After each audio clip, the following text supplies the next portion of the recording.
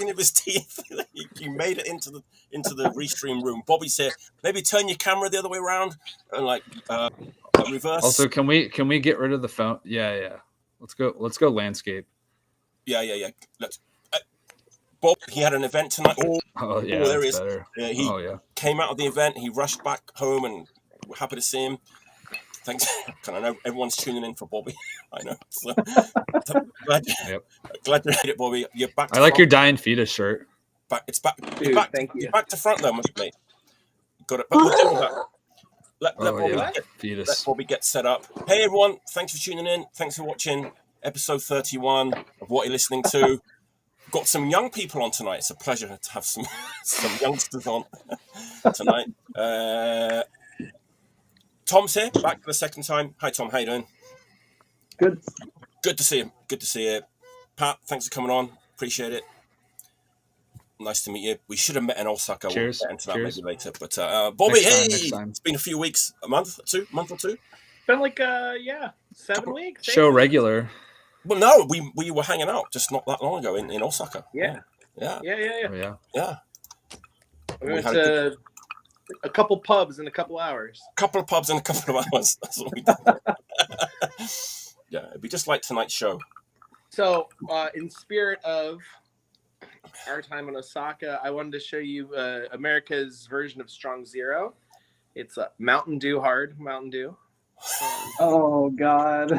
I'm drinking watermelon flavor. Looks delicious. It's only 5%. Oh, it is alcoholic. But it's zero sugar. So.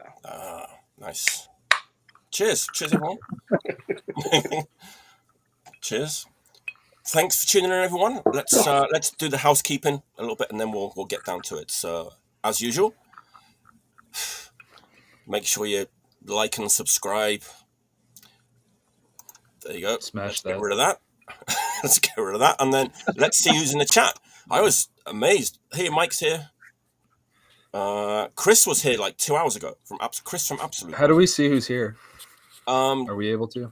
Yeah, I can. Oh, I see. You got it? See. Yeah, Chris from Absolute says it's going to be a good show. There you go. Oh, Scoots is here. Hey man, how you doing? Hey, wow, there's a lot of people here tonight. Hey, there we go. Cheers from Germany. Mike's here. Wait, can I share this on Facebook? Oh, don't do that. It'll really mess things up. Okay. Oh, yes. Bobby, you're back to front. I don't know if you on your phone. Yes, I'm on my phone. Can you see the settings little cogwheel? Yeah. Go into video and then just click the mirror camera button. Yeah, we want to see that fetus shirt left to right. We want to be able to read that. Did I get that right? Oh, mirror camera. Mirror, yeah. There you go. Yes. There we go. Now we can see it properly. There we go. Now it looks like it says something else other than dying fetus. Okay. There we go. Beautiful. Is someone typing?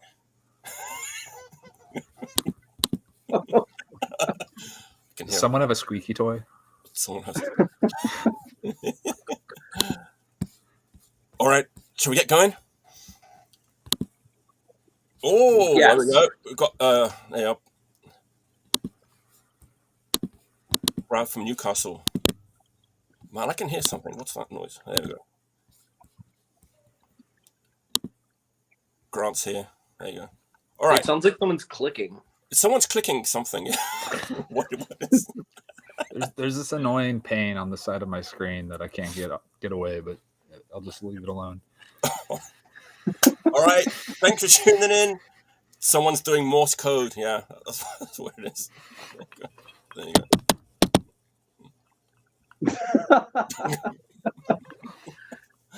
All right, let's get going. As usual, we've each got 5 records we're going to pick out and show and have a good time with. It's going to be great. I can't wait to see what everyone's picked out. I've got like a bit of a theme this week. I've not done this before. Let's see how it goes. I might be relying on you guys a little bit to help me out with some of these records because they're a little bit unfamiliar. What's the theme? What? Well, let's find out. So Problematic phase. yes, Bulgarian porno grind. No, like so. Okay, so like yesterday I got paid, so I went down to Revenge Records. Everyone loves and knows Revenge Records here in Osaka, run by our good friend Jackie from Frampted, and I just bought 5 records from Revenge. So I was like, okay, let me just show the 5 records that I bought from Let's see 'em. Revenge just last night. So it's good, you know. So you haven't listened to any of them? Yes, I've listened to all of them, but not as much as I might have normally done, you know, usually when I do this. So, all right. But it's good, you know. It's like first impressions. Yeah. And 4 of them I kind of tell us what you really think. I will. One of them I'm on the fence with, and we'll see what you guys think. You guys might have heard this one before. We'll see. Let me get down to it, shall we? So my first pick, let's go back to Sweden, 2012.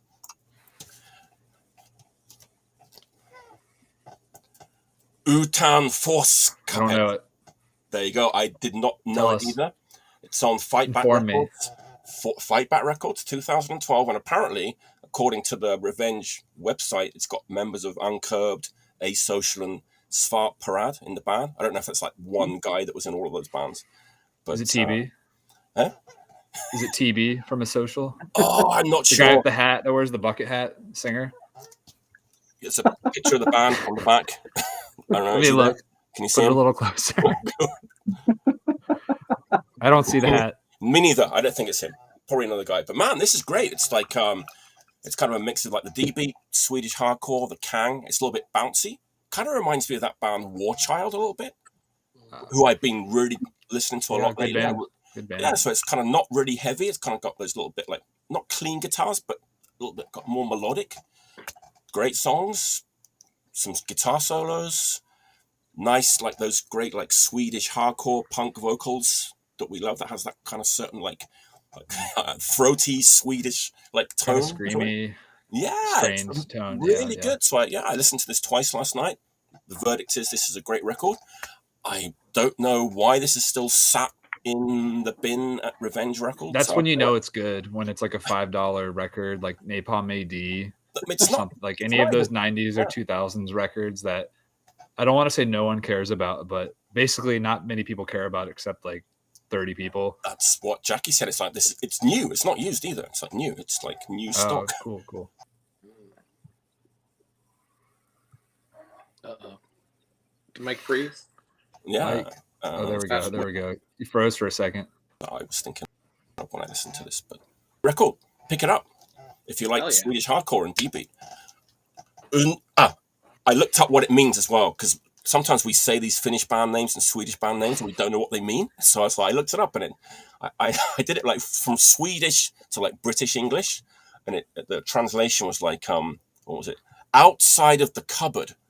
And I was like, that can't be right. That sounds right. That sounds about right. But I figured it's like out of the closet. That's what it right? That was like my tweak. And the name of the record is Wild Heart. There you go. So cool. You know how you know it's good, Mike? It has bad artwork. There you go.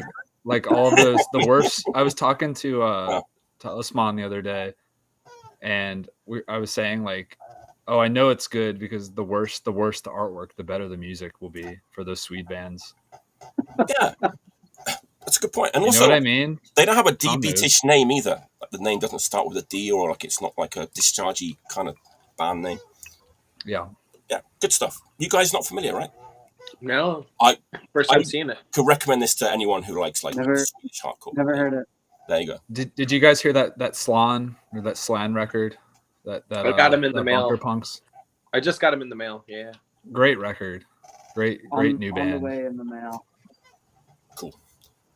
All right, that's my first pick of the day. A record I've only listened to twice, but I'm liking it. There we go. Who's next?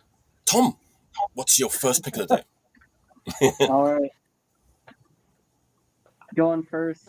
This is probably the one that I've listened to the most recently, and it is the new Stalin 7-inch.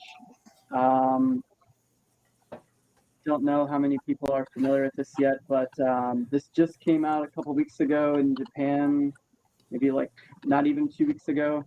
But basically, the 7-inch was recorded during the Mushi LP session, and it's got the original version of Chicken Farm from the Welcome to 1984 compilation that Maximum Rock and Roll put out, and then the other 3 tracks are completely unreleased. But they're basically like great, fully finished studio recordings. I love Mushi almost as much as Stop Jap, so it's That's a my little bit more favorite. of like a I love hardcore Mushi. record, and it's a little weird.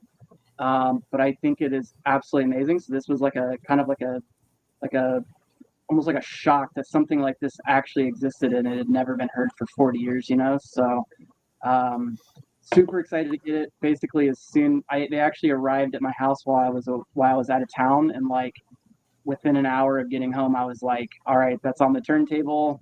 Just kept flipping it over and over and over. I was like digesting these songs. I was like, I didn't know what to expect, and it's so good. The artwork's pretty cool. The front cover is drawn by the same guy that did the Stalin Trash LP and Stalinism. I was gonna say, 12-inch. it kind of looks like Is that a new drawing? Any idea if it's new or if it's just I don't know if it's new or not. It could be. I mean, I don't really know, but it's more of like it's almost like painted or like done with like a colored pencil, where like a lot of its other work looks like it's done with like a, like just pen and ink. Kind of in what looks like notes from the Mushi studio session, so that's kind of cool. But definitely a good record. Kind of expensive. I think they were about, even in Japan, they were about $20 new. That's right. Yeah. So I was like kind of hesitant about stocking in a distro, but they sold out faster than almost any record I've stocked this year. So that was my next question. Did you still have any? I just got mine today in the mail. I haven't opened it yet, but I only got like 50 copies, and they sold out in about 15 minutes. So They just went super, super fast. I don't know, maybe it'll get repressed. It's on Inundo Records if anybody wants to try to find a copy of it. Great label that releases a lot of kind of classic Japanese punk stuff, and then a lot of like really left field Japanese stuff. That's pretty cool. Very, very, very cool label. Like them a lot. But so good record. What's the story? It's essential. Is it just, did they pull it when they I assume like maybe reran the tapes for an upcoming Mushi reissue and found it on the reels? Does anybody know? Is there liner notes or something? Yeah, I don't know. Maybe I'll ask the guy who runs Inundo Records and see what's up with it. But I thought that like what I had maybe heard was I know the Stalin had like done some kind of stuff secretly in the studio a couple times. Like the first Willard flexi was them basically sneaking the Willard into a major label studio, like kind of in secret. That's why the Willard, like even the flexi says like recorded at top secret studios, because they didn't want to like list the name of the major label studio that was recorded at. So I thought perhaps it was the Stalin trying to record something on the sly on like the major label's dime, and that's why it never came out for so long. But I really have no idea. But that's probably a good guess as to why so many tracks got recorded that never came out. That's amazing information. I didn't know that. I was also always like intrigued, like how the Stalin were on that, like, was it Maximum Rock, that Welcome to 1984 compilation? Yeah. They were already on a major label in Japan at that time, I think. So I also thought that was like pretty interesting. Like, yeah, most definitely. Yeah, they were. I mean, even Stop Jap, I think, was on Climax, which was like major label or major label subsidiary. Right. Yeah. So the 7-inch doesn't have anything to do with the label that's been putting out, because isn't it what, Apolitical, or I don't remember. I thought it was their own label or Political. Yeah, it's not Stalin's record label. But that the recent reissues for Trash and the Naked album, weren't they on Political? Not Stop Jab Naked. I think Stop Jab Naked was on Inundo, right? Or was that on Political? I can't remember. I got them from Inundo when I distroed them. So, but I don't think the Trash LP was. No. Man, Mushy's my favorite. I don't know about you guys. Mushy's my personal favorite Stalin album. Incredible. Same. Absolutely incredible. Unbelievable record. Yeah. People are really excited about that 7-inch. There's a CD version too. If anyone's into CDs, there's a CD version as well. Yeah, and a new CD of Mushy, like a double CD, which I haven't heard yet, but I'll probably pick up a copy of it.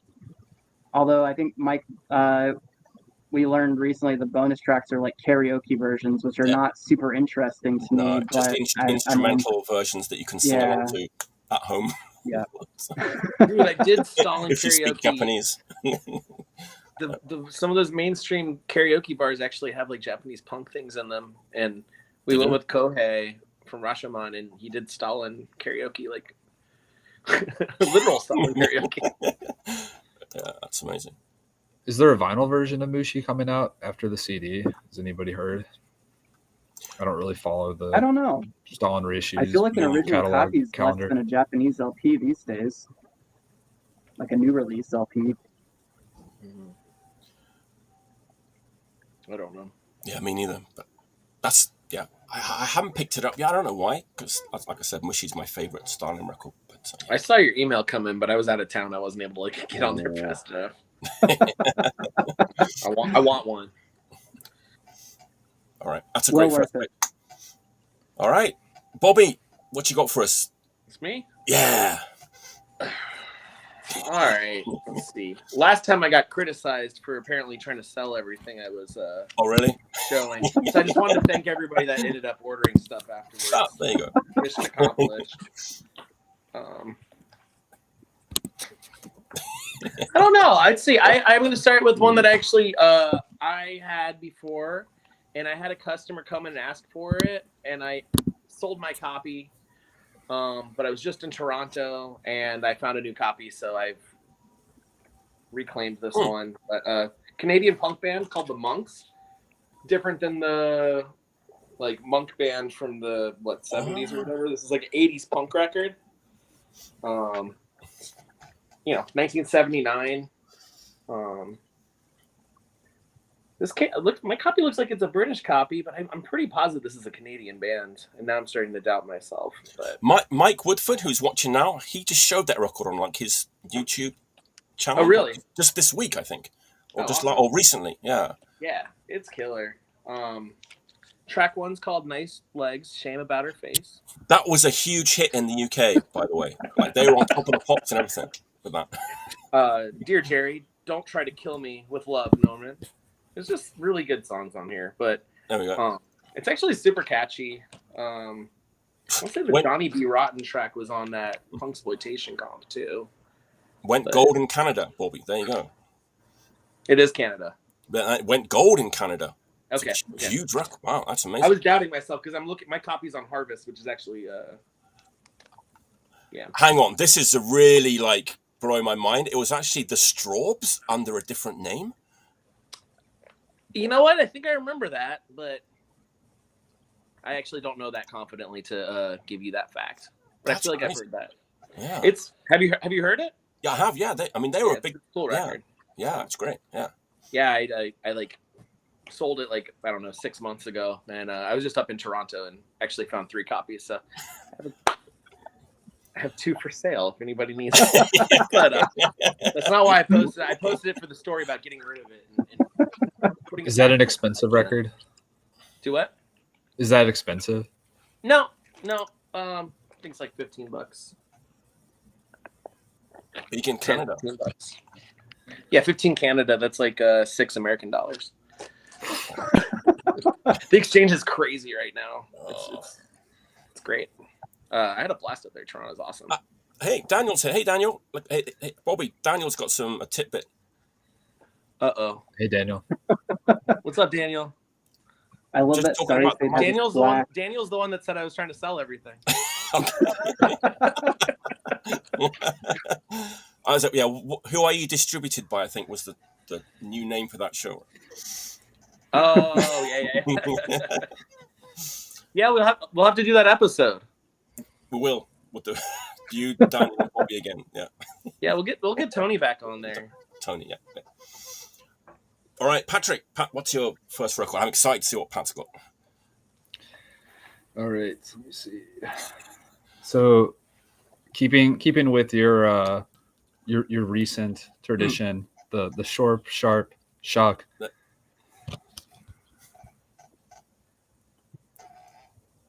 Oh, Going with this Crow. New Crow. Yeah. I guess this is about a year old now. I don't know. It came out about a year ago. I feel like a lot of people haven't heard it still. I assume you three have at this point. I haven't. I'm guilty. I haven't. Was that the Lathe? No. I didn't get that. That's a whole different kettle of fish. Yeah. No, this is their newest EP that they recorded, I guess, during the pandemic. It's really good. I'm surprised. I'm sure when the vinyl version on Prank comes out eventually, more people will probably talk about it. But I feel like it's one of the stronger returns, from a band that, whether they technically broke up or were just inactive for a while, like I think about a decade or going on a decade, because I think the last recording they put out was in 2010. That Vertigo 7-inch, or they put out a couple singles around that time that were really good. Just like that really good Tokyo metallic Crow. Like I thought they kind of kept going up, in my opinion, after Bloody Tear. But it's surprising sometimes how like even after 20 or 30 years and not playing for a while, or just periods of inactivity, where bands come back so strong. I feel like the material on this, they sound as hungry as they did like on those initial Tokyo version of the band, like whatever you want to call that, the like Mark II of the band, or Mark II or III of the band. Just like kind of insane sounding music. Like they have a new drummer on this record, or this CD, and I don't know how old he is, but he looks like he's like 18 or 19 or something. I don't know if he's in the band anymore at this point, but sometimes when you see members, like kind of key members leave bands, like, it was Iron Fist on drums, right? For like 15 or maybe 20 years, like the second half of the band. And then he leaves and they get like this guy that looks like a kid that hasn't really been in many bands. And then you hear this and you're like, okay, I'm not worried. Like he kind of brings his own style, and I feel like he kind of comes just like a little bit stronger in a way, where he just sounds like super powerful and eager. There's also like a really weird song on this EP where it just sounds kind of unconventional, just like, I don't know, like maybe a weird time signature or something that they've never done before. And then one of the other cool things or high points of the record or the CD is the first track on here, I think it's just called I or Eyes. They cut it again, or they do a version of it where he does the Grave New World vocals, where he just sings in falsetto, which I don't think he's done on a record since that The Crow EP from the 90s, that last Osaka band recording. And I don't know how people feel about that, but I always thought it was kind of cool, like coming out on your unreleased or your new record, your last record, from that version of the band, and the first track is like a 5 or 6 minute, like just epic metallic hardcore song, and you're just doing like King Diamond vocals, or honestly, it kind of sounds more like, I feel like I get more of a King Diamond. I'm sure it's not intentional. He's just going for Cal. But, I mean, he's a very cool, like unique individual. He's been doing whatever he wants to do, like since the beginning, right? So, yeah, cool. Real character. Legend, character, yeah. I like. anybody that likes this band, I feel like if you haven't checked this out, I don't know what you're waiting for. I think people talked about. I remember people talking, being very critical of the fifth Gauze record, the one that came out in 2007. Where when that came out, people were kind of trashing it a little bit, or just saying how, not good, or it's not as good as Equalize and Distort or the one after it. Right. But I feel like, to me, just trying to go into it objectively, like, so many bands do a lot worse than this, where they put out something that's they come back and they do something that's so mediocre or bad. And I feel like this kind of stands up with the rest of the discography. A couple of the songs on this are as good as stuff on Bloody Tear. So that's my favorite era of the band. Is like the Metallic or Tokyo or Mark II or 3 era. Yep. Same. Yeah. All right. I think Ken's going to do that on vinyl, right? At some point. Yeah, I think it's been in the works for a while, right. And I remember him posting online about the Apocalypse US pressing, which, like, I don't know where does, I think because he would post about this stuff or this information. I think he would post it I think he would press records at like Cascade or Elektra sometimes, and it seems like it took years for the Who Killed Dove 7-inch to come out, and right. He had a big pressing failure with that. I talked to him. Yeah. They had to like redo the whole thing. It was. I think it. Yeah, I don't want to misspeak. I don't know him, but he kind of puts it all out there on social media and stuff. And I think I saw that for the vinyl pressing of this. What do you call this? How do you pronounce this, Mike? Is it Monaco or? Don't ask me.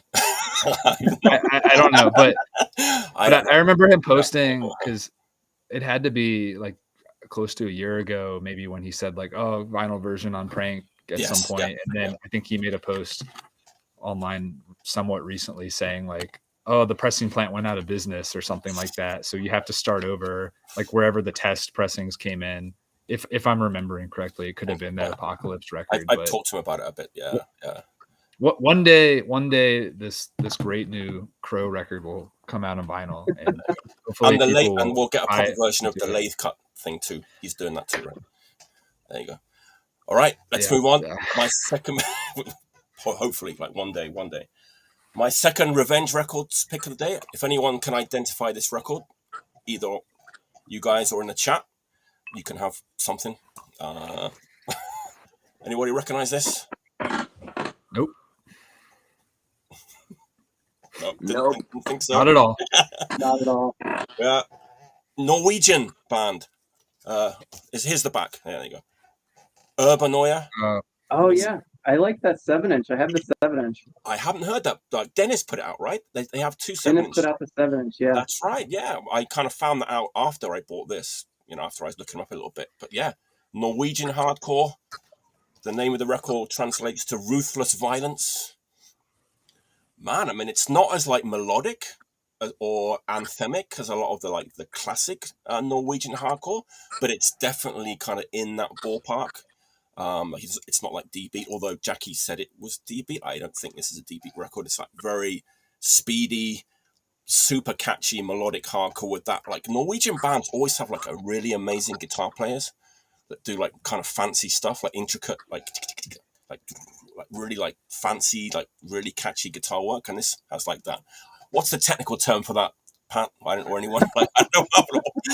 It's like very like nice, tasty, virtuoso.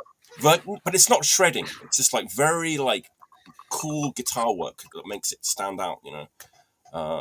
It sounds like a Finnish or Norwegian way. Yeah, very competent. Like I said, it's new to me. I played it like 2 or 3 times in a row last night. It's really, really great record. Norwegian hardcore that kind of could have come out in the 80s, but came out in 2018. I didn't know they were from Norway. I didn't know anything about the band. It just looked cool. And I gave it a chance, and it paid off. It's a great record. Urbanoia. Nådeløs Vold, or Ruthless Violence. It's the name of the record. and it's still out there, I guess, because this was new and sealed. So yeah, if you like I've Norwegian, never seen that one. That sounds awesome. I mean, if you like classic Norwegian hardcore, that's what this is basically. It's Yeah, I like think I've never- never seen that 7-inch, like Right. Tom was saying. I saw that around a lot, but never seen this one. yeah, I mean, no, mysterious cover art, like no band name or anything, just the Yeah, very photo. 2010s, Right. right? Yeah. If it was black and white, it could have been a Youth Attack masterpiece. Mysterious Guy Hardcore. Is that what they used to call it? I don't know. It's the second Hoax record. Yeah. It's great. I mean, it's not as catchy or melodic as Kafka Process, but it's in that same ballpark for sure. So yeah, great record. Urbanoia. It's on Byllepest Distro, which that label's put out a lot of good stuff. But, there you go. Where's it out of? Billy Where's the label? Byllepest It's from Distro. Norway. It's a Norwegian It's label. Oh, okay. it's the singer of Kriegsholder, There you go. Oh, okay. but I don't know if he's doing the label anymore. Okay. But they've toured the U.S. a couple times. Great guy, super fun Really? guy. Wow. Didn't know that. Yeah, definitely like one of those records that's like been slept on a little bit. I never even heard anyone talk. But that 7-inch, I do remember. Like,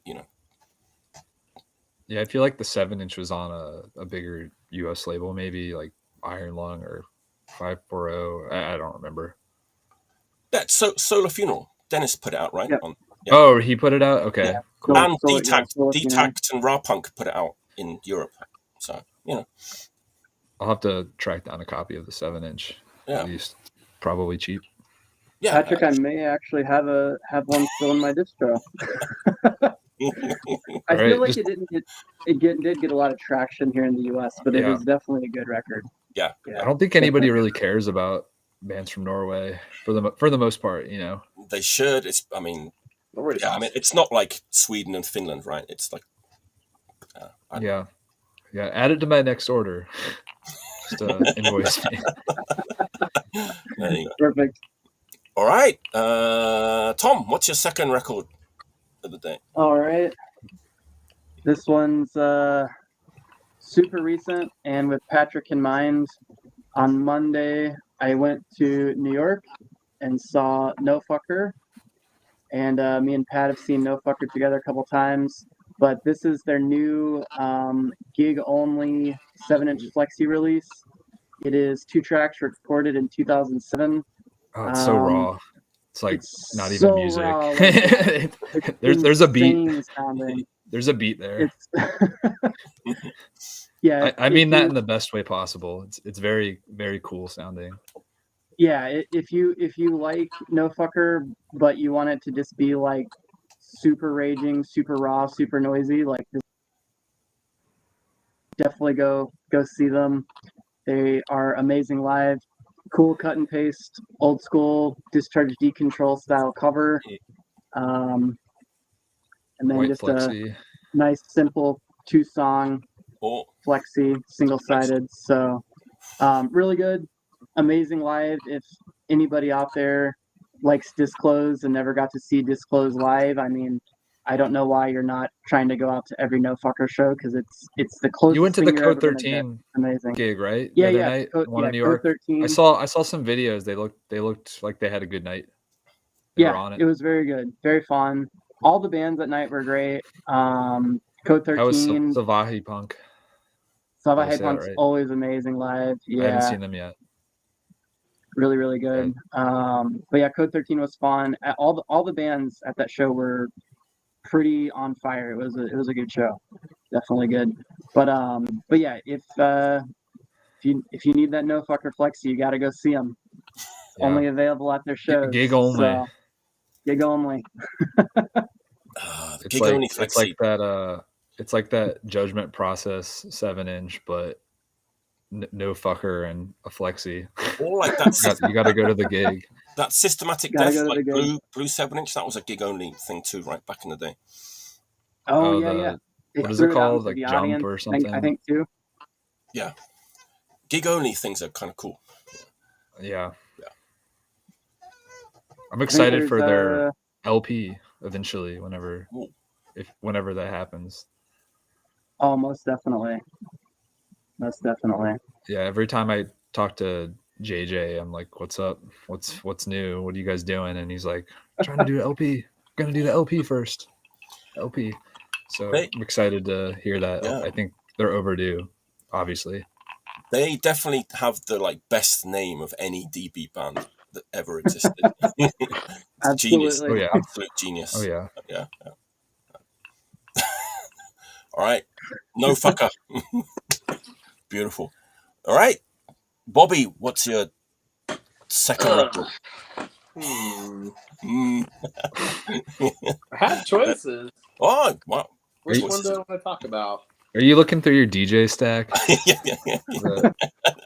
The DJ You guys set really you were want playing my earlier? will? I mean, Is it going to be some disco music? Get you You some want me to? Italo disco hidden gems.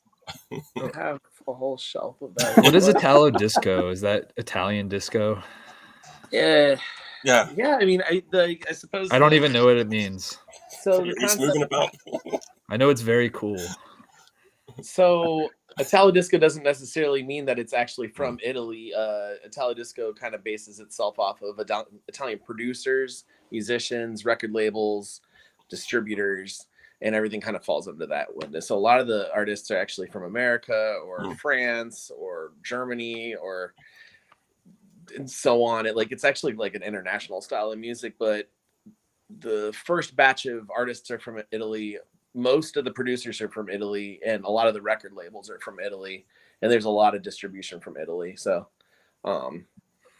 it took the name Italo, and it's also gone under names like High Energy, like the three letters NRG. High Energy is another style of music that's almost identical. A lot more American musicians and so on. So Aspects of War says, Bobby, talk about Dog Police. Oh, Dog Police is good. Oh man, I don't think I have that anymore. Okay. Dog Police. Fuck, that song is so good. Do you know that one, Mike? No. Do you know how? Man, we Stay need to still. figure out. There was like I'm getting excited. I'm so sorry. There was like He's excited. So excited about Italo disco. Better, man. You're not on the dance floor now. Dog Police is a one-hit wonder. They do have a vinyl record. I did track it down. Oh, yeah? I might have sold it to Chris, actually. Oh. Honestly, just look it up. The video does me explaining it does no justice. Just look up Dog Police song. It's phenomenal. Wow. So what? Okay. What's your second pick? Second pick of the Well, Patrick, I will do. This is a group that falls under the dance category since you did that. We call it Anything Box. I heard about it through, I want to say it was the what's the store in New York? Turntable Labs store. When I was there, they were playing it in there, and it was really interesting. It's kind of like a New Order, Cure type record. And it fell into obscurity. It came out like 1990, and I thought the band was European. The band's from like New Jersey, and it came out like in New Jersey in 1990. So I think it missed the mark. But if this record came out like 1985, it would be just as famous as like The Cure or any of that stuff. It's really, really, really cool new wave. It's really pretty. It's very melodic. Yeah, I mean, like if you like stuff like Bauhaus, The Smiths, Cure, if any of that's like goth dance night, whatever, this record's really good start to finish. So name of the band is Anything Box? Anything Box, and the album is Peace.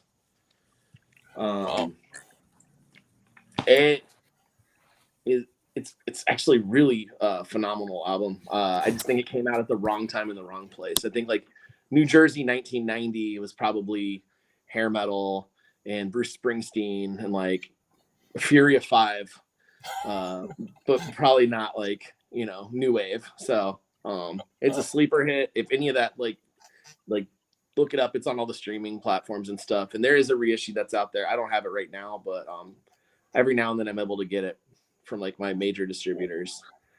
I guess they were like, in a way, Tom they were late. hates it. Yeah, but it's like they were like late to the game, but in a way early to the game. So what's crazy Right. is also never got released in the States on vinyl. The releases came out in South America and like Mexico. So it was really hard to get a copy. But I tracked an original down after a while. Cool. And it has like a cool Obi strip, which I'll actually grab the camera again. It has like other releases coming out on the label, but it's There you go. It's like a lot of house stuff. I've never seen an Obi strip like that, where I feel like usually that stuff is on the backside, if at all. Well, not on the front of the record. It's just like kind of a fold over. But yeah, this is a Brazilian press. Cool. What year did it come out, Bobby? 1990. Yeah, 1990 on CBS Records. So it's like on a major. Wow. Yeah. Bobby, was that their debut, or did they have other stuff? I think this is like their only album. Wow. That's wild that it came out on a major, and it's like in 1990.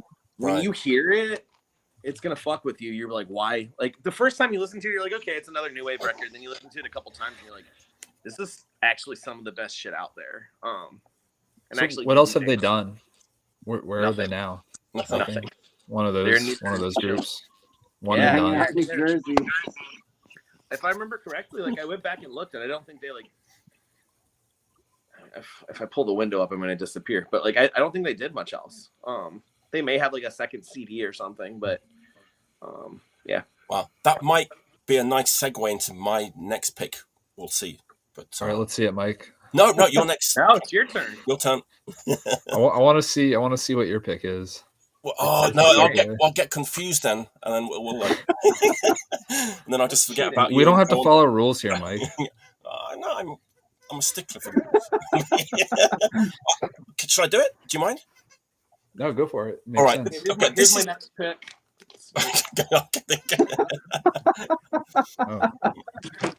Very nice. This is no fucker. Oh, there you go. Should I do mine? No, it's Patrick's turn. Go for it. No. I insist, Mike. Please, it makes sense. Segue. So I'm interested now. This is the record that it's another Revenge Records thing. Got it last night. This one I'm on the fence with. Let's just put it that way. I haven't made up my mind yet about this record. It's that one you were talking about. It's that one. I can't wait. It's that one. Can I guess? Can I guess what it is? Oh, it's not new. Never mind. It's not old though. It's not like really old. It took a while to come out. 10 years? It took like 3 years to come out, I think. But we're all like Inepsy fans here, right? Yeah. Is that a hint? Definitely. We're all Inepsy fans, and then we Are we talking about Proxy? Is this going to be a Proxy? Proxy. Because Proxy was really good. Proxy, I love great. Proxy. Helmet Core. Skull and Bone was another Inepsy band that had some just like demos. Maybe there's another band which I did not even know existed until literally yesterday. Jackie said it sounds like the Thompson Twins. He's wrong. It doesn't sound like the Thompson Twins, but I can kind of see where he's coming from. We're talking about this record. It's the DROIDZ or DROIDZ. Oh, I know the name, but I haven't never heard of it. Check it out. Really? I'll buy it. DROIDZ. Is it cheap on Discogs? Strange World, Strange Years. Agipunk, 2018. Looks like digital core. Are they from Montreal? Yeah, it's Cheney and Sam from Inepsy. And Sharavan. Who sings? It's this woman called Christine. She's the best thing about... good question. Cheney sings a little bit. And his vocals don't really work too well. But they have a female vocalist too called Christine. I don't know what other band she's been in. She has a really great voice. This is like the post-punk thing. Like post-punk, is this like new wave. Why are there honeycombs There's a big scene on of it? that in Montreal. DROIDZ. And it's kind of like... it seems like they were going for like a Lords of the New Church thing, maybe. I'm gonna check the chat for this one. I know there's some Pat. Canadians in here. Or Tom, do you know what Shreven from Lost Tribe's new band is called? I wonder if they share members. Wait, is he not in that band? Didn't Mike just say he was in that band? Sharavan is the bass player, yeah. Shreven's and DROIDZ. Yes, bass. Oh, then I need to hear it then. I haven't heard So they're a Richmond band. He lives in Montreal. Yeah, so it's like that post-punk new wave thing. There's a couple of songs that like I was like, okay, this is a really good song. As it Rotten is a good song, Jungle is a good song. They're like a little bit more faster paced, like Lords of the New Church songs. I really want to hear this now. I mean, I think everyone break will the be... show convention and play it. I was like, what should we do? Listen. I was expecting people to say, "Oh God, that one." Everyone knows that sucks, kind of thing. Well, like, it rung a bell. Don't even know about Sherman it. has a new band, and they're playing Richmond soon, and they had a music video, and it was somewhere in this realm, and it was pretty interesting. Like I said, yeah, I saw that. Yeah, JTA showed me that. Where they fly the airplane. Wow. Yeah. I can't remember the name of the band either. Interesting. Yeah, Forrest just showed it to me like the day of the Subhumans show. So I know they're coming soon. Look, live picture from the Catacombs, legendary venue, right? Bobby, where are they playing? Are they playing Fallout? I think they're playing Banditos. Oh, great. I think. Even better. I think. With Circuit. The Diablo room. Oh. Yeah. Oh, another tidbit that might make people interested is like the guy from The Unruled and Scum plays guitar on the first song. Oh, nice. Might be a like selling point for that old hardcore band. Who released this? Agipunk. Okay, cool. I can get that. Sweet. So they were doing this like they were like I said, a little bit like ahead of the curve with like the bands doing like Krusty's doing like post punk, right? Because this is like done in 2015. People hadn't really got used to it yet. But yeah, I mean, check it out if you're an Epsy fan or a Lords of the New Church fan or a Gast fan or whatever. Yeah, there we go. So you're saying it sounds like those bands? No. Sounds like Lords of the New Church. That's like the nearest. There's a saxophone on one song as well. Oh, I'm kidding. Saxophone. I know you're American joke. American joke. American joke. Sorry, American joke. American joke. DROIDZ. Strange World, Strange Years. Check it out if you're intrigued by my very poor description of a record that I won't listen to twice. But that's pretty good. You gave us an idea. Yeah. I can envision it knowing bands that those people or some of those people, right? Like especially the more post-punk, goth type of bands they did after their hardcore bands. Yeah, like, I didn't know. Was I really late to the game? Everybody knows that record, or like, no idea what that is. I wasn't expecting the reaction, but maybe it's under the radar. I don't know. All right, Pat. You don't get to. Right. Yes, thanks, Bobby. I would have forgotten. Thanks. I would have forgotten. I would have gone straight to Tom. Pat. Was that your? So you planned that for round 3? Nothing's planned, no. Or 2? Nothing's no, but that was in your stack, right? That wasn't just a it's in my coincidence. Stack. My stack of 5 from Revenge Records. Yeah. Oh, nice. Pat actually has his entire collection in front of him. I have like 10 records. That's it. No, you're facing your shelf. Yes. Oh yeah. No, I'm facing my TV. I have a tiny apartment, and I'm nothing. Okay. So the next one, I feel like I don't know if I like this album. Cool. Oh no, I do like it, but I don't know if it's good. I'm with you. Gotcha. Yeah. I don't really listen to the Ramones. What I listen to. What? Oh. So that describes most of what I listen to. I like it, but I don't know if it's good.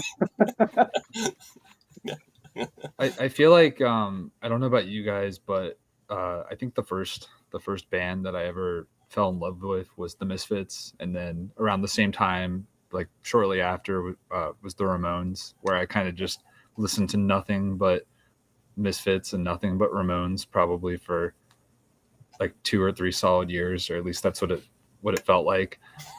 Just obsessing, But classic. Since those periods when you're like a teenager and kind of discovering those bands and obsessing over them, I don't really see myself, like find myself going back to listen to the self-titled Ramones album.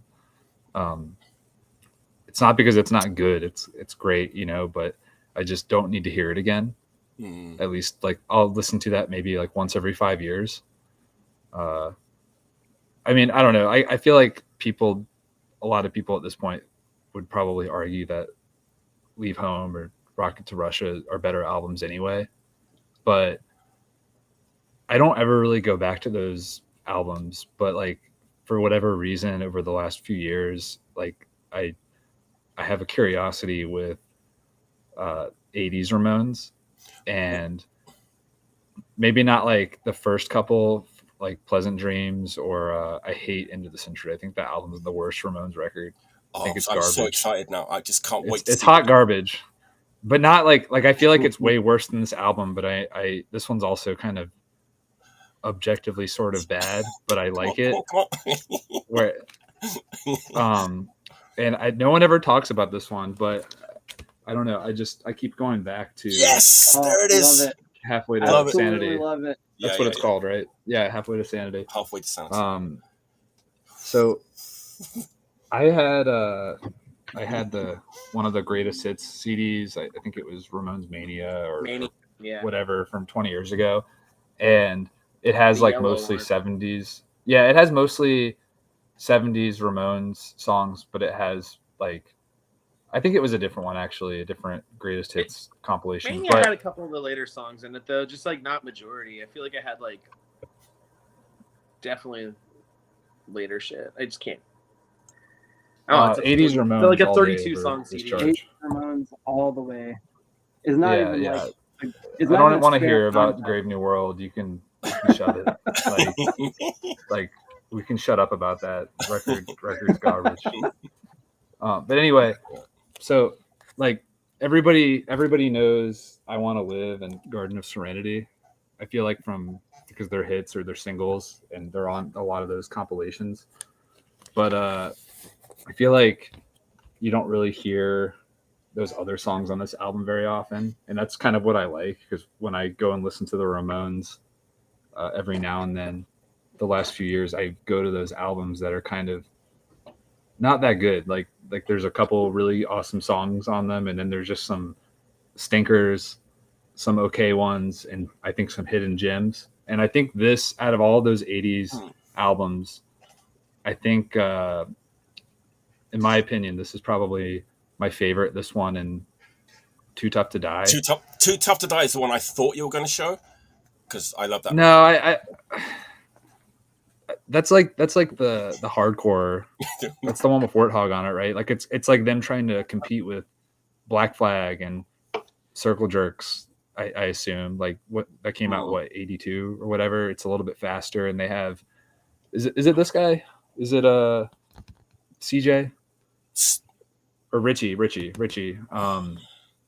when they got him, they kind of, it seems like they just, maybe not on the album so much, but if you watch videos of them in the 80s, they're playing a lot faster with him on drums. And I feel like this album it has a certain darkness to it where you can, I don't know what it is, or if it might just be my perception, but they almost sound a little bit like almost tired. I feel like on this album, where they're just starting to really self-reflect on their career as a band. Because I mean they're a career band. Like they were like a rock band. They weren't just a DIY band at that point. They were a touring act that probably put Johnny, I mean, what a weirdo guy, but like, you know, I'm sure he would say something like they made albums to tour, and that was the reason they made albums, you know, like, all right, we have to write an album so we can go on tour. And you can definitely tell, because there's some kind of bad songs on these albums, and some of them have you know, worse songs than others. But I really like the just kind of the weird songs on this album, like Weasel Face. like what is he talking? I have the lyric sheet in here, and I've looked at it a couple times, but I read don't, us the lyrics to Weasel Face. Yes, just like Weasel Face, A Real Cool Time by I don't know, Worm Man. There's just some weird stuff on here. I mean, Worm and they kind of Man. continue. Yeah, Love it. Read us the lyrics. There's to also Worm Man. there's also that Stop song. listening. You know how like Dee will get like one lead vocal on album. Like usually it seems like he'll get like maybe one lead vocal on most albums. I haven't gone back and looked, but I just thinking about it. It's like he usually has a song on all these albums that he's on, and the one on here, I Lost My Mind. I feel like it just sounds like early 90s Chaos UK. Like not on purpose, it just comes off like that, like just really bad street punk. Like he kind of sounds like Chaos a little bit. Yeah, it's like trying really hard to be like hardcore, just kind of be really nasty, like probably listening to more hardcore and extreme music. But just a weird album, like really. The lyrics to Weasel Face don't make a lick of sense. But I mean, again, like I feel like even on some of these albums that are, people would say like, oh, that's a bad album. There's always 2 or 3 songs that are amazing, like, you know, great pop songs, pop rock songs, like the one like I Want to Live, Garden of Serenity. Till You Drop. Bop Till You Drop. Yeah. Oh, you have a promo version too. There you go. I think mine is too. I think. I Want to Live. But I Want to Live. Interesting about this one is they do I think it's a cover. Go Little Camaro Go. Oh yeah. I think it's a cover. I don't remember, or maybe it's their song. But Debbie Harry is featured on that song, and it's a good song. Like it's cool. But what do you guys think of Mondo Bizarro? I fucking love that album. I love it. It's great. So I only recently really gave it a spin, and I think it's really cool. And honestly, I think the 90s Ramones stuff, again, like I think it's unfair to constantly have to call it back to like, oh, it's you know, it doesn't matter, it's not Rocket to Russia, whatever. But I still think they're good albums, and even though I'm kind of trashing it a little bit, saying it's not good, I think Halfway to Sanity is a good album. There's a couple of songs that I'm just like, ugh. I'm very impressed how they kind of just kept it real for 20 years. Like they weren't a band for like 5 years. Like they started in like 76, 77, and they like still like, even as it got stranger, it still was the Ramones. It never like, it always sounded like the Ramones. It wasn't a one-hit pony. They definitely tried to do different things. They definitely worked with different producers.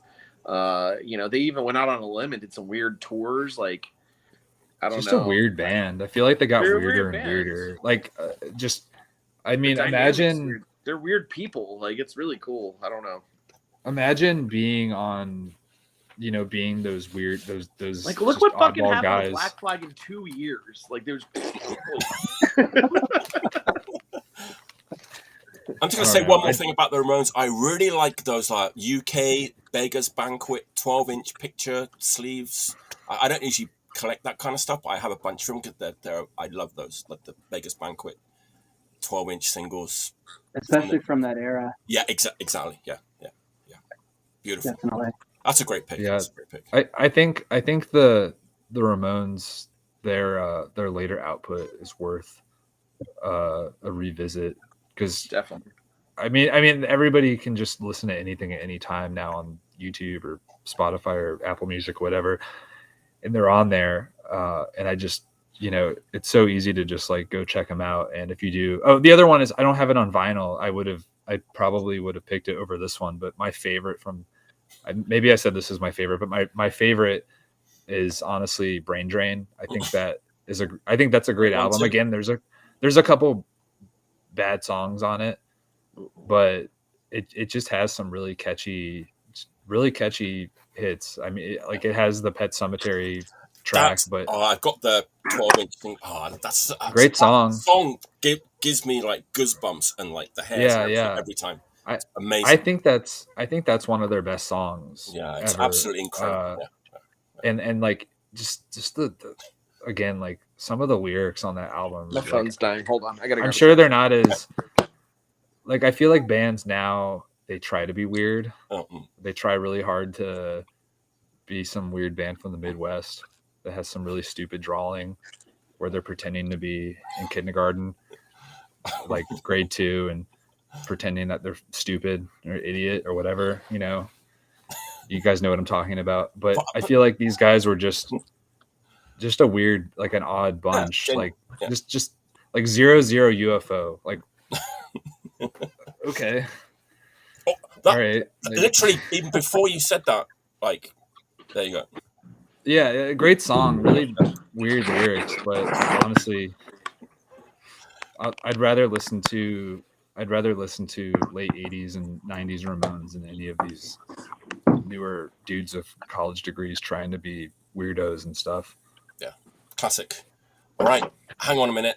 It's not me. It's Tom. Tom, right? Tom's next. Me. I went ahead of the queue. Yep.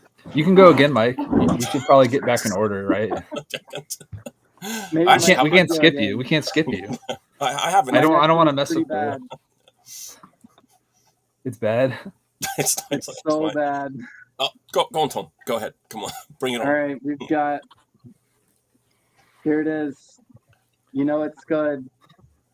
Oh. We've got the. Is it a Swedish hardcore 7-inch? Yes. It's hard to see, but Döden. This is from maybe like 86 or 87. It's a little bit later. This is maybe the worst Swedish hardcore record ever made. It's absolutely terrible. Oh, it says 86 on here. I mean, I like how all those records. I don't know if you can see these guys. They look pretty deranged. But it's a really bad record. It's I mean, I love it, but there's nothing good about it at all. It sounds like kind of a record that like 4 guys got together in a small town. Maybe there's not a ton of punks there, so they all have kind of different influences. Like, you know, the singer's probably into like your classic Swedish punk and hardcore stuff, but like, you know, maybe one guy's into the Leather Nun, and then another guy is into like Robbing Gristle, and then, you know, like another guy's into the Jesus and Mary chain. There's a lot of like weird kind of outside influences, a lot of like super overly distorted, like noisy influences. I mean, it's kind of I don't know, like it's kind of hard to describe. Like, it's not your traditional hardcore record because there's so much going on. It's like super noisy, super raw. It seems like mental illness is a trend lyrically on the record, like the record title.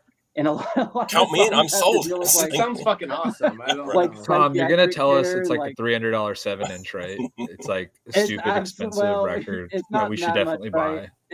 I don't know if I want to admit how much I paid for it, but yeah, it's not like a $5 record. $260. You're getting we're on the prices right now.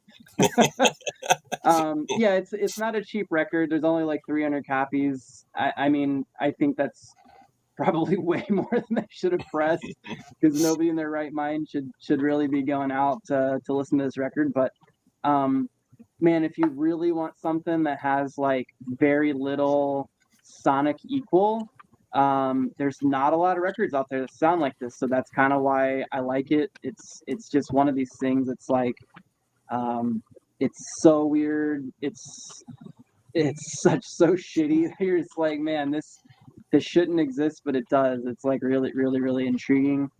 But I was out of town and I was thinking about like some of the worst music that I like, and I was like, man, that's pretty bad. And then I got home and I was like, all right, we're gonna throw that on. We're gonna revisit. And I was like, yep, it's just as bad as I remember, but it's still great. You like it, right? You've checked off all the boxes for me. I'm already on Discogs. The highest price copy on Discogs right now. I'm in. Let's double check the name of the band again. Tom. Yeah. Döden, which means like dead, or probably like Can you dead spell or it? death or something. Oh, okay. Like D-O-D-D-N. Okay. 2D. Okay, D-O-D-D-N. Okay. No, it's 1D. The name of the record is Sluten Psykiatrisk Vård. Okay. However you say that in Swedish. So, but the O looking at it, it has the umlaut. Okay. So O with an umlaut, DEN. And it came out on Car Sudden Records in 1986. Perfect. Amazing. If anybody watching has a copy, email me. I just want to hear it. I don't want to hear it on YouTube. If anybody knows this band, I would love to get in contact with this band because if any members are watching right now. What was that, Bobby? So you want to repress it? Oh, I don't think that's a good idea. But I think that when I listen to this, they're so like experimental at times that I feel like there's probably some really interesting rehearsal tapes or maybe some demos where they could have done some stuff that's like probably even worse than this record that I would just absolutely love. Weird enough that you think it might like fall on like one of those weird comps or something though, or it could. They're probably on comps. I don't know. I don't know if I have any comps that they're on, but they seem like a band that maybe would have been into tape stuff, but I don't know of any that exists. So how did you come across it? Hit me up at General. We're going to get to the bottom of this. We're going to get to the bottom of this somehow. Find out where the members are, what they're doing now. The singer was in another band. It was like a solo project where he did 77 punk.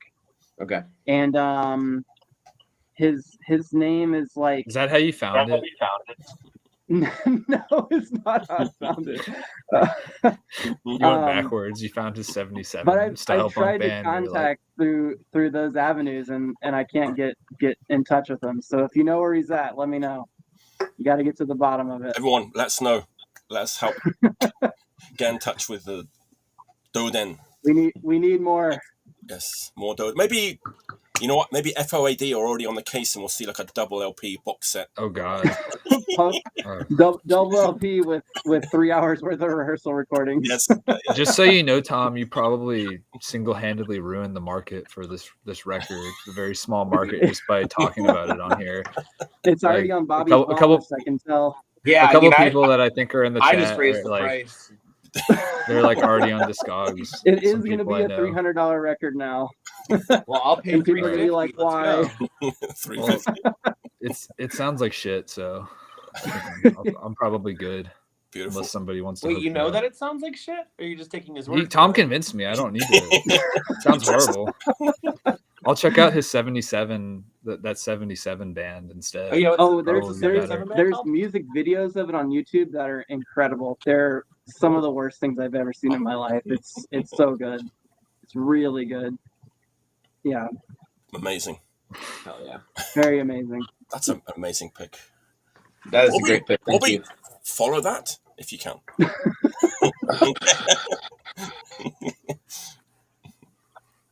Well, I mean, nothing in this stack. Shit. What you got? Like so bad it's good? No, I already did the oh man, that's a hard one to follow up. The silver 7-inch. Go with you. What? The silver that'll tie into the Ramones too, from Finland in like 1980. It's like 10 or 12-year-old kids doing the same cover as the Ramones. Do You Want to Dance? But they've never played instruments before. That's maybe the best Ramones song. No, I'm not grabbing it. It's horrible. It's not super bad, but it's not super good. The Butter Utter 7-inch. Oh God, that just came they up don't in really sound like this they know week in New York with JJ from No Fucker. Do what? Me and JJ were talking about that this weekend in New York. Me and JJ from No Fucker. Don't make him keep standing up. Every time Bobby gets up, take a drink. Stay still. Stay. I'm actually gonna pull that one out. I almost got up earlier to get my spare copy of Halfway to Sanity so I could advertise that it's for sale. Okay. But I decided Does yours have a promo stamp? It doesn't. Right. It's Mike's favorite, Beggar's Banquet. Let's talk. Is that okay? Is that your third pick, Bobby? No. No, we're not doing this, Bobby. We're not doing this. Let's show you records. We can all show you records. Let's do a pick. Cool. Yeah. I've been listening to frequently Emmanuel 2. Oh. The album Wolf City. That's a original press. That's a great one. This record's a beast. I really haven't diving into krautrock a lot lately. I started off with like Kraftwerk and stuff, and got from there into Can and so on. And I've just been like trying to take it in really one group at a time and not go like super crazy with it, because it kind of like the Italo disco thing. Krautrock doesn't really have like a specific sound. It's an era in a location. So I've really been digging it, and I didn't expect this band to sound like this. I thought it was going to be crazy, weird, esoteric, and it's actually just weird and rockin', actually very rock and roll. Yeah. I think this record's a fucking rager. I think this is like their second or third record. 1972. Yeah, that's my favorite Amon Duel. That's I your think it's favorite? almost like listenable, if that makes any Yeah. sense. I guess it does get weird and esoteric, but this one's not. Yeah, Yeah. it's great. Yeah, krautrock is like you said, it's not. There's like because we don't live long enough to explore like how many krautrock records or bands there are out there. It's crazy. That was the fun thing when I was going in the disc unions, like looking into the krautrock sections and just being like, I don't know what this stuff is. Actually, I thought I knew. And then like I bought like some weird record by a band called Bullfrog that was pretty good. Again, probably more like on the rockin' end of Amon Duel, but Actually, Daniel said that he likes the Yeti. Is another good one, actually. Yeti's a good one too. Yeah. Cool. Hell yeah. Yeah. So that's my third pick. That's nice. Yeah. Cool. Patrick.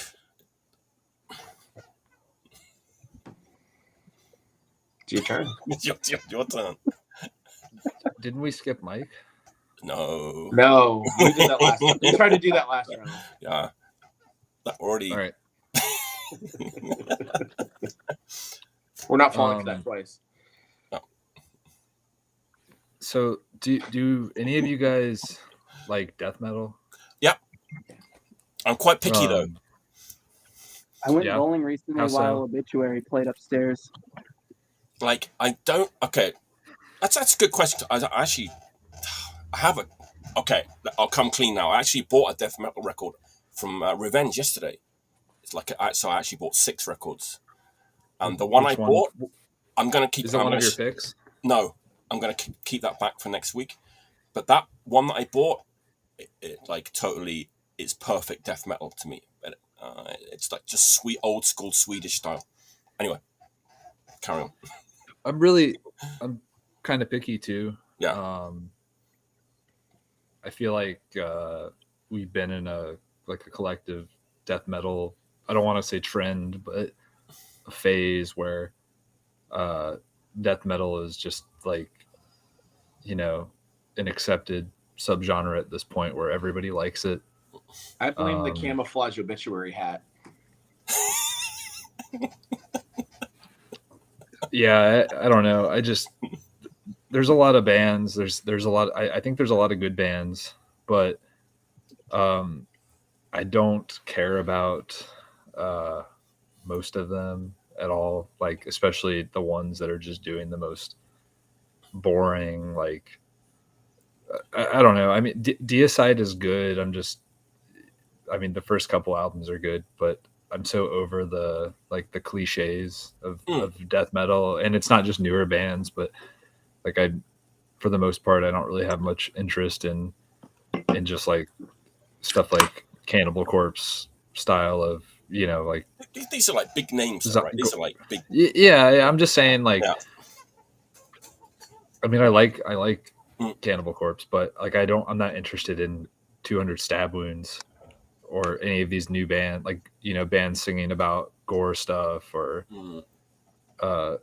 demonic Satan stuff. Really, like I don't know. I always kind of wanted to. I feel like I always kind of gravitated towards stuff that was a little bit like just weirder or stuff that like interested me that was just a little bit more off. Like, I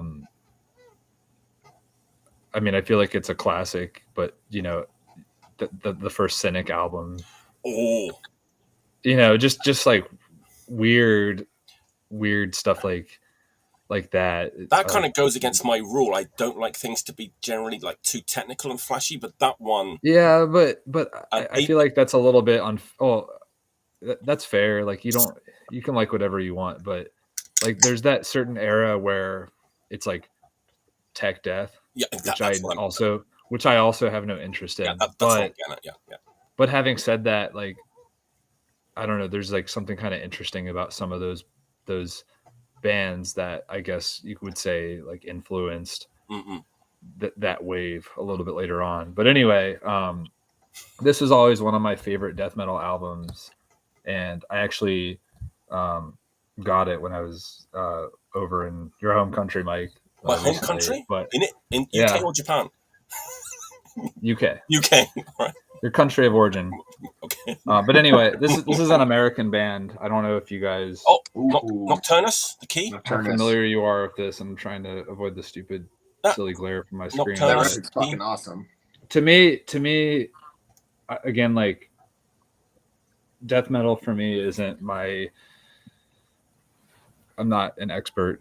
I'm not like a death metal person, but ever since I've been interested in it at all, like when I found this album pretty early on, because it's a Florida band, it's a Morris Sound band. They're on Earache. Yeah. You know, it's Mike Browning that like, I love Morbid Angel. Morbid Angel's in my top 2 or 3 death metal bands. Maybe it's number 2. I like all eras of Morbid Angel, but like no matter what you say, Mike Browning is the most Morbid Angel. And I feel like this is the album that Morbid Angel, I don't want to say should have made, but if Mike Browning did not leave Morbid Angel and he had his way, because from what I understand, I mean, there's a lot of creative minds in Morbid, but Mike Browning was kind of like arguably the boss of Morbid Angel. Like he was the drummer and the singer. And it's just kind of crazy, you know, when you have those bands where the band leader is the drummer. It's usually like the most psychotic person, I feel like, when it's at that level, you know. It's like, oh, I'm writing the riffs but I'm playing drums or whatever. And also I'm the singer. And I guess that's like what happened on the second album when they, I don't know, you could say maybe sold some records and they had album 2 and they were like, the record company said, all right, I think they signed to Roadrunner or Road Racer, which is, I guess, which was bigger at the time. Right. And I guess part of the deal was, I don't remember, I haven't like read about this or looked this up in years, but I think it was like, all right, Nocturnus, you need a real front man like Mike Browning. You're not going to be the singer anymore. But anyway, I just, this album is so cool. Like this is what Morbid Angel, I think, is supposed to be. If you listen to those demos, like it's the logical next step to a certain degree. I mean, maybe keyboards never would have flown in Morbid Angel, but you know, like if you listen to those Morbid demos, the demos that became that first record, what's it called? I forget. But I mean, this album's insane. It's whoever just commented in here, I think, what did they just say? It's the only good death metal record of keyboards. The only death metal band that's allowed to use keyboards, I think, was that. Yeah, I mean, I guess. I don't know. Like the thing about this album is that the keyboards, they don't do anything lame. They don't do anything that like hinders the music or takes up space away from the guitars. Like it makes sense. There's definitely like a vibe going on here. And I guess, you know, I don't really remember, it's been a long time, but this is a concept record about some alien, I believe, like crash landing on a planet. It's a concept record. So I don't know. It's not prog, you know, but I guess some people say that this is what would go on to partially inspire a lot of the more technical bands. And the 2 guitar players in this band are just completely insane. Just like, I don't really care that much about shredding. Like I like stuff like Shrapnel Records bands and music. And I do like a lot of those guys that are known as shredders, but I feel like everything that they play, like every note that the two guitar players play on this music, like they're meaningful and they're not wasting time or just jerking off, like just wanking around on guitar. Like everything is just, you know, very, very, I don't want to, again, I hate using the word technical, but it's very like progressive and technical, but like in a literal sense, not tech death or whatever. Like that, along with just the composition and the keyboards and Mike Browning's insane drumming and like, again, I like all the Morbid Angel members and I like all the different eras and singers, but I feel like Mike Browning's voice is the voice of Morbid Angel, whether anybody likes it or not. And it's just cool, you know. The headset Mike, drummer / singer, just like completely, you know, dominating the show. The Phil Collins of death metal. I know. So like, I think I forget the story, but I guess, you know, these guys had egos, and I can't remember. I think Mike Browning plays on the Thresholds album, but he doesn't sing. Like they made him get a singer or something. But you know, he left the band famously, and I think Nocturnus reunited or played at some point where they were, of course, like playing the festival circuit in the last decade, but it wasn't Mike Browning. So to me, that's not really Nocturnus, or that's not like, it's like you're missing a key component. And I guess like it's been a while now, but 5 or 6 years ago, he ended up like resurrecting his version of the band, and they put out a new album under the name. Of course, like what do you think? It's another AD band, Nocturnus AD. But I think that album, I think that album is really good. And I don't know if any of you have heard it, but if anybody out there likes the two Nocturnus albums, I think Nocturnus AD is a worthy entry in the discography. But anyway, the golden years of Earache Records. Yeah, definitely one of the weirder entries in that era where everybody was trying to be death metal, and their answer was shredding guitars, like neoclassical, like almost Yngwie type of guitars at certain points, progressive compositions, and glittery keyboards. Singing about aliens, forget death and Satan and all that. What's not? I guess maybe there is some satanic stuff hidden in there, but it's like about aliens. Like, yeah, it's classic. I'm going to get to some death metal next week. It's a little bit different. It's Swedish as well, but maybe after the show I'll give you a sneak preview of what's coming up next week. All right, my next pick is also a Revenge Records pick. This one I'd already heard because I was listening to it online on Bandcamp or whatever last year, and I played it quite a bit. British band, Halifax, north of England, grim town, industrial. We're talking like Disaster from like Halifax, I think, and maybe Anti-System. But they thank those bands on the thank list, so I think, you know, Halifax, north of England. Did someone mention Helmet? I'm sure I heard someone say Helmet earlier. Oh God. What? Oh, here we go. Yes, because I love Helmet. And I love prong, and I love anarcho-punk as well. So I always dreamt if only there was like an anarcho-punk band that like mixed, like, you know, 80s anarcho-punk with like a great female singer with like prong and Helmet. My dream. You like prong? Yeah. Tommy Victor. Oh, worst guitar tone of all time. Love it. Terrible. Helmet, prong. I love this record. In fact, it's my favorite record from my pile today because I'm already like a little bit familiar with it. But Burning Flag. Not familiar. Really? Burning Flag, Matador, Phobia Records, British band. This is their third record. I think their first Phobia record Records. Phobia Records, like yeah. the DB, the Czech label. Yeah. I think their first record was produced by like Bry from Doom. They have a new singer on this record. She's amazing, like, really great singer. She's got like all these great melodies, but it's like it's down tuned. It's it has those like Helmet rhythms. Is this DB? No, it's like all right. Thank God. It's not. It's like it's kind of another reason why I like this band, because they're kind of like probably like in the crust scene or in the or whatever, but they are just doing something that I don't know if anyone's really done before. It's like imagine like it's like Hagar the Womb and Rubella Ballet meets Helmet Prong, and then like that what's that tragedy record where that really dark days ahead or whatever. Yeah, that's a good one. Yeah, it's down tuned. It's I think that's the best one. But forget about tragedy. Does everybody in this band have dreadlocks? In fact, nobody does. How many members have one dread? Just nobody. Like one. Nobody. There you go.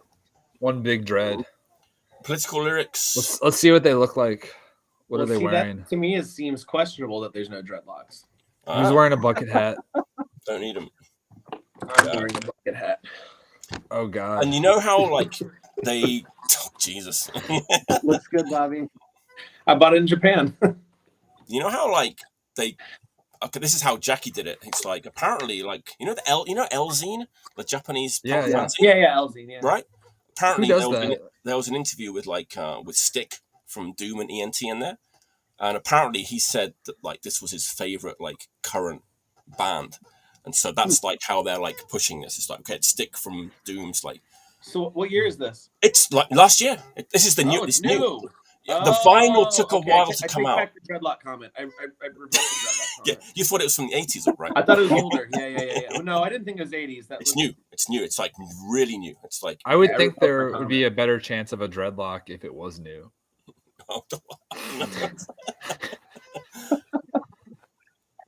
right, I want to check that out. That sounds rad. All the descriptions. I mean, it's like if you like Helmet, and there's a little bit of.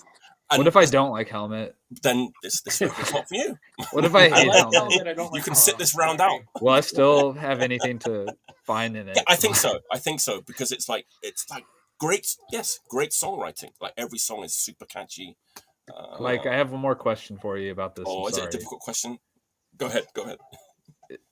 Is the guitar tone Tommy Victor style? Is it that horrible, horrid, terrible, thin, like fake robot? No! Tone? Oh God, no! It's right, not. I made good. the prong comparisons because it's got that like kind of like mechanical, like industrial kind of feel to it, which you don't like. I mean, that's cool. I hate that. I hate that mechanical like Fear Factory. It's not like let's make this if we're doing Meshuggah or Fear Factory. God, no, nothing like that. And like, all right. nothing like that. And like, she's an amazing vocalist. This woman, Holly. She's the new singer. I want to check this one out. This sounds awesome. It's great. Yeah. If you don't like Prong or Helmet, it's not for you. But, and what's that? Who released it? Phobia. Yeah, and it came out on CD, and then like the CD was around, and as we know, like the vinyl took a long time to come out, and like, but I love it. Great record. I like industrial or electronic elements. I hate that computer guitar tone that some of those bands just to make have. this clear, it's not like that. It's not industrial at all. It's just a little bit down tuned. I know. I knew some people wouldn't be like on board with like the Prong and Helmet thing, but cool. Love it. Oh yeah. I'll check it out. I'll give it a shot for you. Give it a shot. Let us know tomorrow what you think of it. On my desk, 10 o'clock in the morning.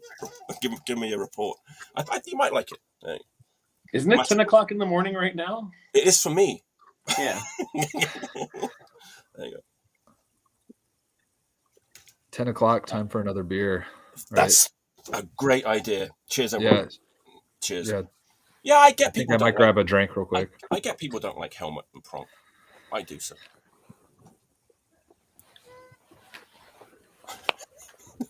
Tom, and then you're next, right? Next up. All right, so we're gonna talk about good songwriting, catchy songwriting. This I'm super stoked. Some people don't know I moved recently. I put about 90% of my record collection in storage, and I'm already missing a bunch of stuff. Oh. But this just got reissued. First Drones LP This, in my opinion, is maybe the most in the United States only. Outside of in the UK, obviously people love it. In the United States, this band does not really get a lot of love. But man, the songs on this are phenomenal. Just some of the most absolutely killer 77 punk, super catchy. The first two singles are absolutely fantastic. Just like some of the best singles you can buy for like 15 bucks a piece are the first two drone singles. And those are actually included on here as bonus tracks. Yeah. Is it Radiation reissue? Yeah, it just came out on Radiation. label. I think it's actually like a record store day release, so it's not like super new. It was like from whenever the last, I don't know, you would know. Well, I don't know. Vinyl Conflict doesn't do record store day, do they? No, but I don't think that definitely Radiation record store day titles are very limited either. Well, I think no, you can I just mean time-wise. I don't remember when record I store would, day I would was. get a record store day. I would get a record store day title from Radiation. Yeah. But Yeah. was it in like May? Is that how Whoa. old it is? April would have been it. April. Okay. You just went orange. You did, right? I Whoa. I thought it was me. Whoa. That's weird. No, How are you I don't doing know. that? Changing shade. The colors. But yeah, if you like, you know, stuff like Slaughter and the Dogs or Eater or the Vibrators or like, I put it up with that Eater record for sure. yeah, you know, in any of those bands that are just like truly incredible, that are just kind of like outside of that like holy trinity of like 70s bands, you know, the Pistols, the Damned, and the Clash, like, man, the Drones are absolutely fantastic. They're going to hold their own. The songs that I love on this one are specifically from the LP are No More Time and City Drones. Those two are just like absolutely amazing. And then the songs on the singles that are really, really good are Lookalikes. The single version's a little bit better than the album version. And then Bone Idol, absolutely amazing songs. Like if you love UK 70 stuff, like you got to get the Drones. And I'm a little disappointed because, you know, I was super excited for this LP to come out, and it's been like really bad seller in my web store. So it just kind of goes to show, like, people in the US just for some reason they don't pay a ton of attention to this band. Like, I think they're like one of those bands, kind of like the UK subs, that like in England people are like, this is amazing, rightfully, and then in the US people are just kind of like, you know, a little blasé about it. And I'm like, man, like the first two UK subs records are some of the most like amazing records you can get for like cheap. And I really rarely hear people talk about them, but Drones is absolutely in that same category. You can't go wrong with that record. So good. It's like, you know, whatever most reissues cost, it's like $20, $22. I can't remember how much it is. I mean, you're not going to get, if you don't own it already, you're not going to get much more of a better record for, you know, $20. Amazing. $20 is great. And I feel like the original doesn't even go for that much either. It doesn't, like, you know, my original's in storage, or I would have pulled that one, but like I think when I bought the original, it was literally like $8. You know, I mean, I probably bought it years ago, but I'm sure it's still like a $20 or $25 record. I mean, it's just not 20, 25, yeah. Yeah, it's How's it's the not audio super quality? expensive. How's the audio It's quality on fine. the reissue? You know, it's not like, I don't have the original to compare it to. The original singles, of course, sound fantastic because they're 45 RPM. But like, you know, if you want something convenient that's got the LP and the first two singles on it all in one place, I mean, you know, totally fine. I think a lot of the Radiation stuff is like, I would put it into the category of like, you know, they're not audiophile punk reissues, but they're good. You know, they're decent reissues. So yeah, one of the things I just don't like about all these licensed reissues now from what is it, like Sony Red or Cherry Red, the other Cherry Red, that like in that other company that just bought up all these masters, is like there's no way that they're sending. I mean, I don't know. I don't know anything. Like, I could be wrong, but like my guess would be there's no way that when they're licensing these reissues to all these different labels, doing like just pumping them out these days, I feel like there's no way they're not sending them the reels. they're sending them a copy of the master, and it's going to be a CD master, or like, you know, the source is going to be a CD, like whatever they provide to you. And I'm just like, I'm sure it sounds fine. Like most of these things sound fine or good enough, like for most everybody, like myself included. But it's just like, it sucks when you get some of these, when you take a chance on them and you just want the album, but then you put it on and it sounds like a CD master, or it's just not. But I'll have to check that one out. It's classic. I don't have the original one. I've got the older, like, is it maybe Get Back or something like that? Yeah, like Get Back definitely put it out too. Yeah, they were kind of like, I think, the first label to really just kind of go for it with a lot of those UK reissues. Get Back, and what was the other? I feel like Earmark did a lot. Yes, I think aren't they like the same? Get Back did like a lot. Yeah. I mean, some of those are like, you could say they might be like questionable as well, but like for me, I'm fine with it. But it's like, that's a double LP too, I think, with all the bonus tracks and everything. I think, if I remember rightly.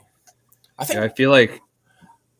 Go ahead, Mike. Sorry. I was gonna say, like, that the cover art, like, I don't know, like it doesn't look like it came out in like 77 or whatever. It kind of looks like almost like a 90s thing, and I wonder if like that puts people off. I don't know. Even for me, I was like, this is a weird looking cover for like a 70s. It's not a black and white like punk traditional punk looking it's very album. like kind of unorthodox, and maybe sometimes people kind of get like blindsided by that. Yeah. All right. Hey, okay. Hang on. Oh, let's move him back. Hey, there we go. Hey, no packets to go. You move me back. There you go. Okay, Bobby, what's your fourth pick of the day? Fourth pick. Let's see. I can either show you something I bought at Revenge. Oh. Or I can show you a modern hardcore record that I've actually just frequently been listening to. Is the Revenge one a 7-inch? No. Let's go Revenge to keep it in the theme. I got a comp I've been looking for a long time. Oh, there you go. Yeah, I've been looking for this thing for like years and years and years and years. And the price just seems to be going up, but I was able to walk into a shop and find it for a decent price. The Thrasher, I think it's volume 3, Skate Rock, Wild Riders of the Board, Septic Death, Corrosion of Conformity, Accused, Beyond Possession, Gangrene, Slam, Christ on Parade. This thing's awesome. I love that it's die cut like a skateboard. Yeah. It's such a good photo too. I was really happy to find it, and it's the Japanese pressing with the insert and everything. And this was like the one record I was like really hoping I'd find while I was over there, and I found it. So I was pretty stoked on that. It's super cool. I have a couple of the other volumes too. Right after I got back, I recently got volume 2 or Noise 4. Forest, is that what one of them is called? Like Noise Forest is a cassette tape. I don't think that ever came out. I do have really? that. Wow. That one's got the Pusshead artwork. Yeah. I said I wouldn't What's get on up it, Bobby? more. On what? On the comp. This one? Yeah. Oh, I just read it off. It's Septic Death, Corrosion of Conformity, Gangrene. There we go. Backwards. I've never seen that. Yeah, that one kind of shows up quite a lot here in Japan. Like that's like the, as you said, What country was it released in? Japan, and then there's like a CD in America, and I think there is a vinyl version in America as well. But this is like a more common Japanese record. Pusshead was like the curator of their music section for a long time, and I would have to assume he probably had a lot to do with this project. Just based off of like how much he had to do with like the music over there, and just he had a pretty good tie for Japan and everything. And Thrasher seems to be massive in Japan from what I can tell. Yeah. Even now? Oh yeah, for sure. Like Thrasher is like a clothing company in Japan where it's not even really in America. They have like their own shoe I feel line. so disconnected from skateboarding culture these days. Yeah, skateboarding's going through like some wild shit right now. But like in Japan, like Thrasher is just a big name. Everybody's wearing their t-shirts. Yeah, I mean, even it's big everywhere. You can't walk down the street in Japan without seeing 5 people wearing a Thrasher shirt. Yeah. So it's cool. like, it's very cool. And what's awesome is like I don't have a subscription anymore, but like Thrasher's still very involved. Like if you read their music section, it's fucking like it's still very legit. I remember like seeing like reviews of like Lip Cream and stuff, like cassette back in the 80s. Yeah. There's an interview too in Thrasher with Lip Cream. That's true. Yeah. And I mean, I don't know about like Japanese hardcore today, but like they're still reviewing very relevant and interesting bands. I mean, I think the fest that Public Acid just played last week in Minneapolis, they flew Public Acid out to play a Thrasher fest. Like there's with Electric Chair, like they're still very involved, and they always have been. So I don't know. I've always wanted to collect all the Thrasher stuff. I got rid of one of the comps because I think it was volume 5 called Slam or something, and it's when it started getting a little funky. I had like McRad on it, but the rest of it was just very like it wasn't. I don't know. I feel like there's probably good bands on it too, but I ended up getting rid of it, and I kind of regret it just because they're kind of hard to get. But I see that record a lot, and I always like, next time I'll pick it up, like another time. But I think I should jump on it. I should jump on it. It's worth it. And I think there's a version that comes with the flexi. But I think confusing with a different record. I'm pretty sure though there is. Classic. Maybe confusing with Cleanse the Bacteria. I think so, but I also think that there is a version. I'm going to double check and get off. Let us know in the comments. I know what you're talking about, but I want to say that this also has one. But I could very well be confusing it. Classical. Yeah, right. I need to track that down. Yeah, I mean, I see it a lot, but it's like, next time I'll get it another time, but I should get on it. Because I feel like it's one of those records that probably people grab because it says Thrasher, not because of who's on it, and like it's got killer material. All those cassette tapes are really good too, up to a certain point. And right. Noise Forest was the first one I heard, and I was kind Noise Forest is off. I wish Noise Forest was on vinyl. Yeah, that's a great comp. Is that comp more of like one of those samplers, or are they all exclusive? Cool. It's a sampler. They're all samplers, pretty much. All right, Pat, what's your 4th record of the day? So another record I got while in the UK. It's funny, like, I didn't really get to go to many record stores at all. I went to 2 stores. Just no time. But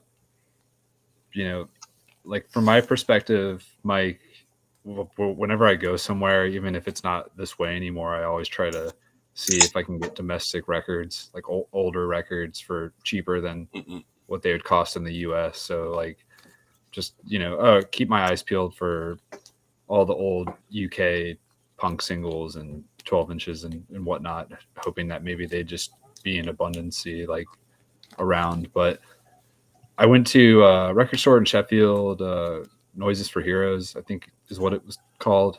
Chris is the owner of that store. Great guy. Yeah, nice guy. I met him. He was working when I was in there. Have you been there, Bobby? No, I've never been to Sheffield. So, like, go in there and I look through the punk singles and stuff, and there's some cool stuff. Nothing that I really need, but like I see that there's like a rare metal section, and I go over there and it's just stocked with all types of like the other stuff I was hoping to maybe find, but I just figured it would be pretty hard at this point because everything goes to eBay and Discogs. But I got this classic. I'm not sure if you guys are familiar with. Yeah, My Dying Bride one.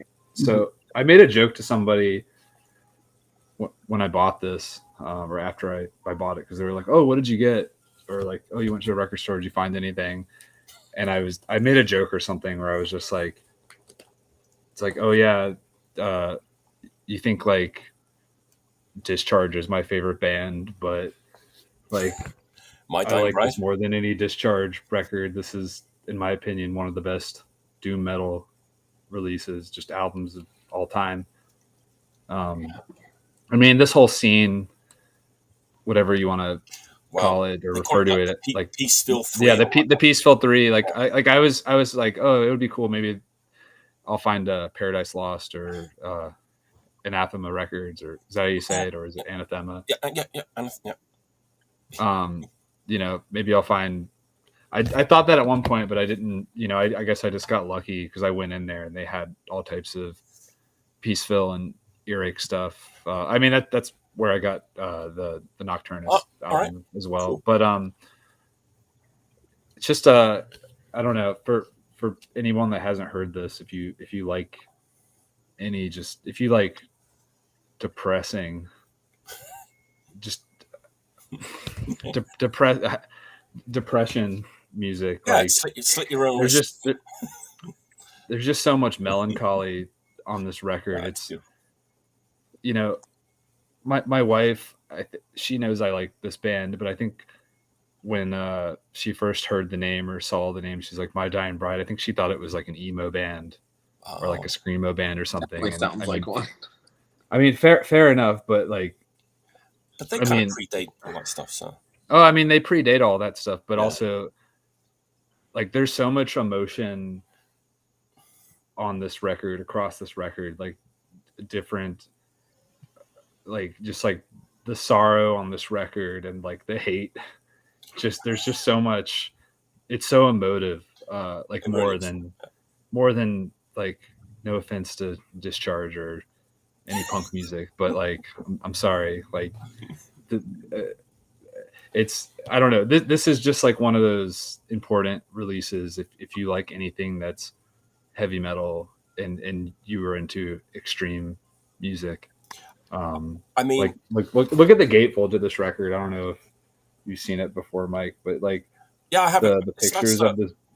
Yeah, I have a reissue, but yeah, like Aaron's the singer Aaron. I don't know. It's just like, I mean, not to go back to my Burning Flag record and dooming it, but like yeah. It's really like that part of the world. It totally sounds like the grim industrial, like north of England. You know, like really. Yeah. I'm a huge fan of My Dying Bride, and that might awesome. be that might be their best record. That's their best album. Yeah. I mean, everything's there. It's funny because, you know, like again, like death metal is very in vogue. It's been very popular. I mean, it's cool. That's awesome. But when you ask people, they're like, "Oh yeah, like death metal or like death doom." Like I like. I can't think of like a popular band that's new and everybody agree. Like Spectral Voice or Blood Incantation. Not that Blood Incantation is really death doom, but it's like you ask them like about this, and they're like, "Oh, the album with the violins." They're like, no. Like they're not. There's so many people that they hear the first track or the intro track, they hear the strings and they're just like, turn it off. Like, oh, it's poser shit.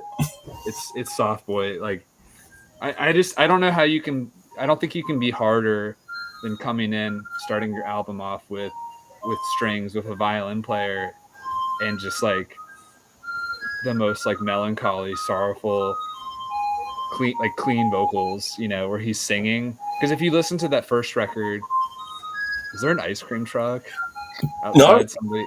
Regular viewers of this show will know that this is yes, that's right.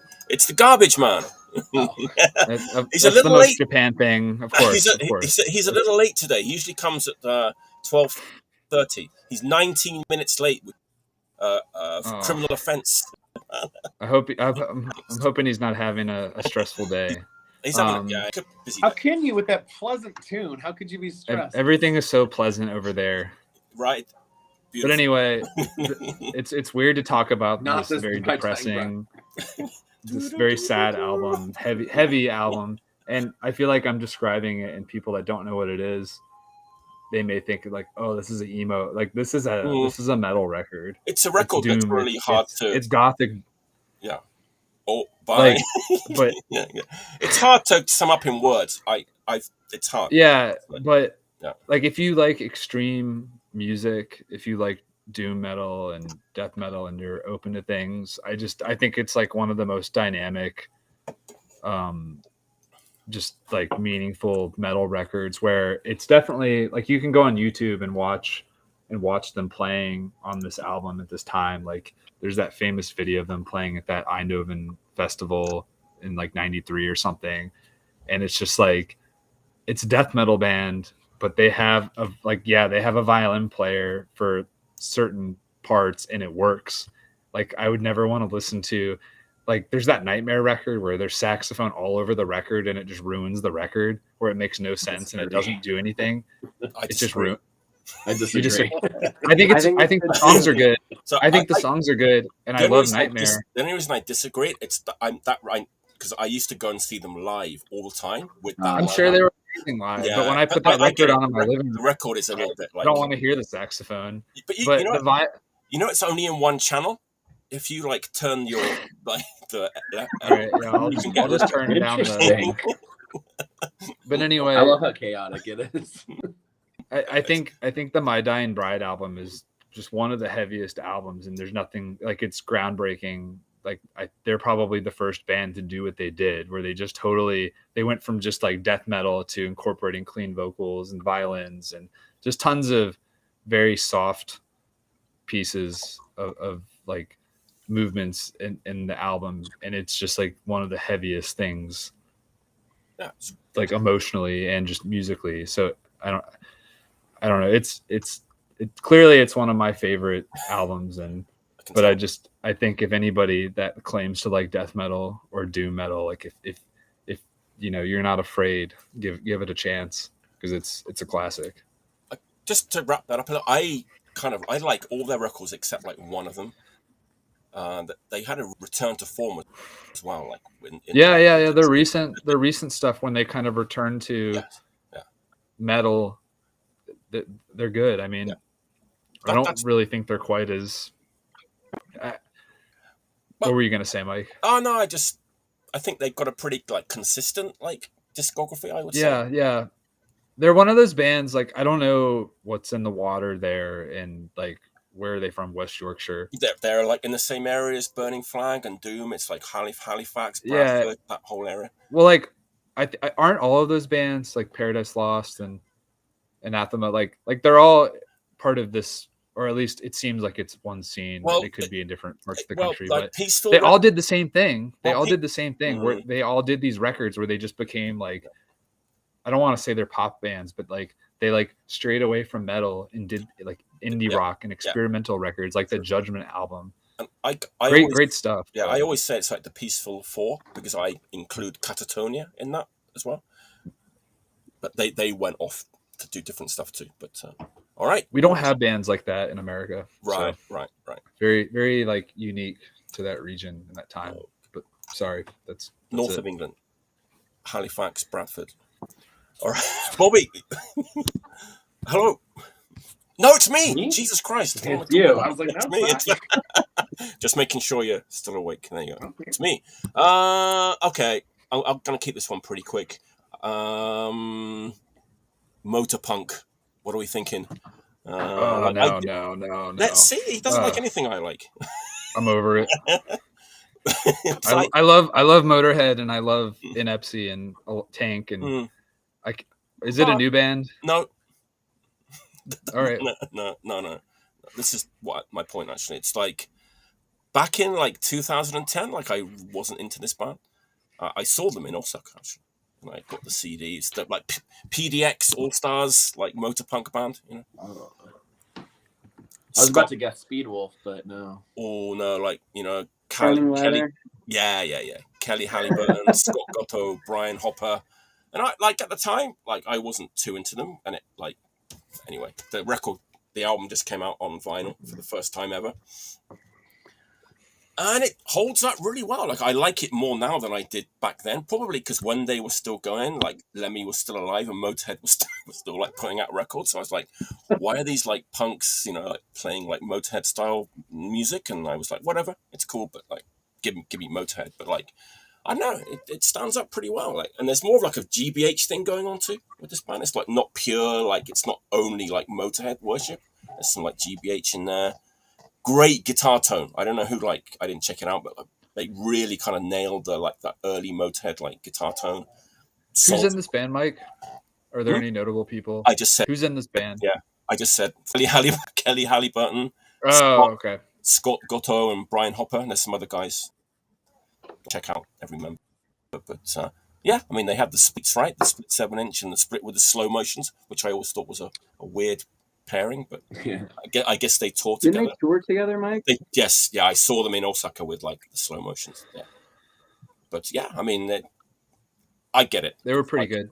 I get it. They were It's good. like, like Who released this reissue? oh, it's on Motorpunk Records, which from out of LA, California, like limited vinyl pressing.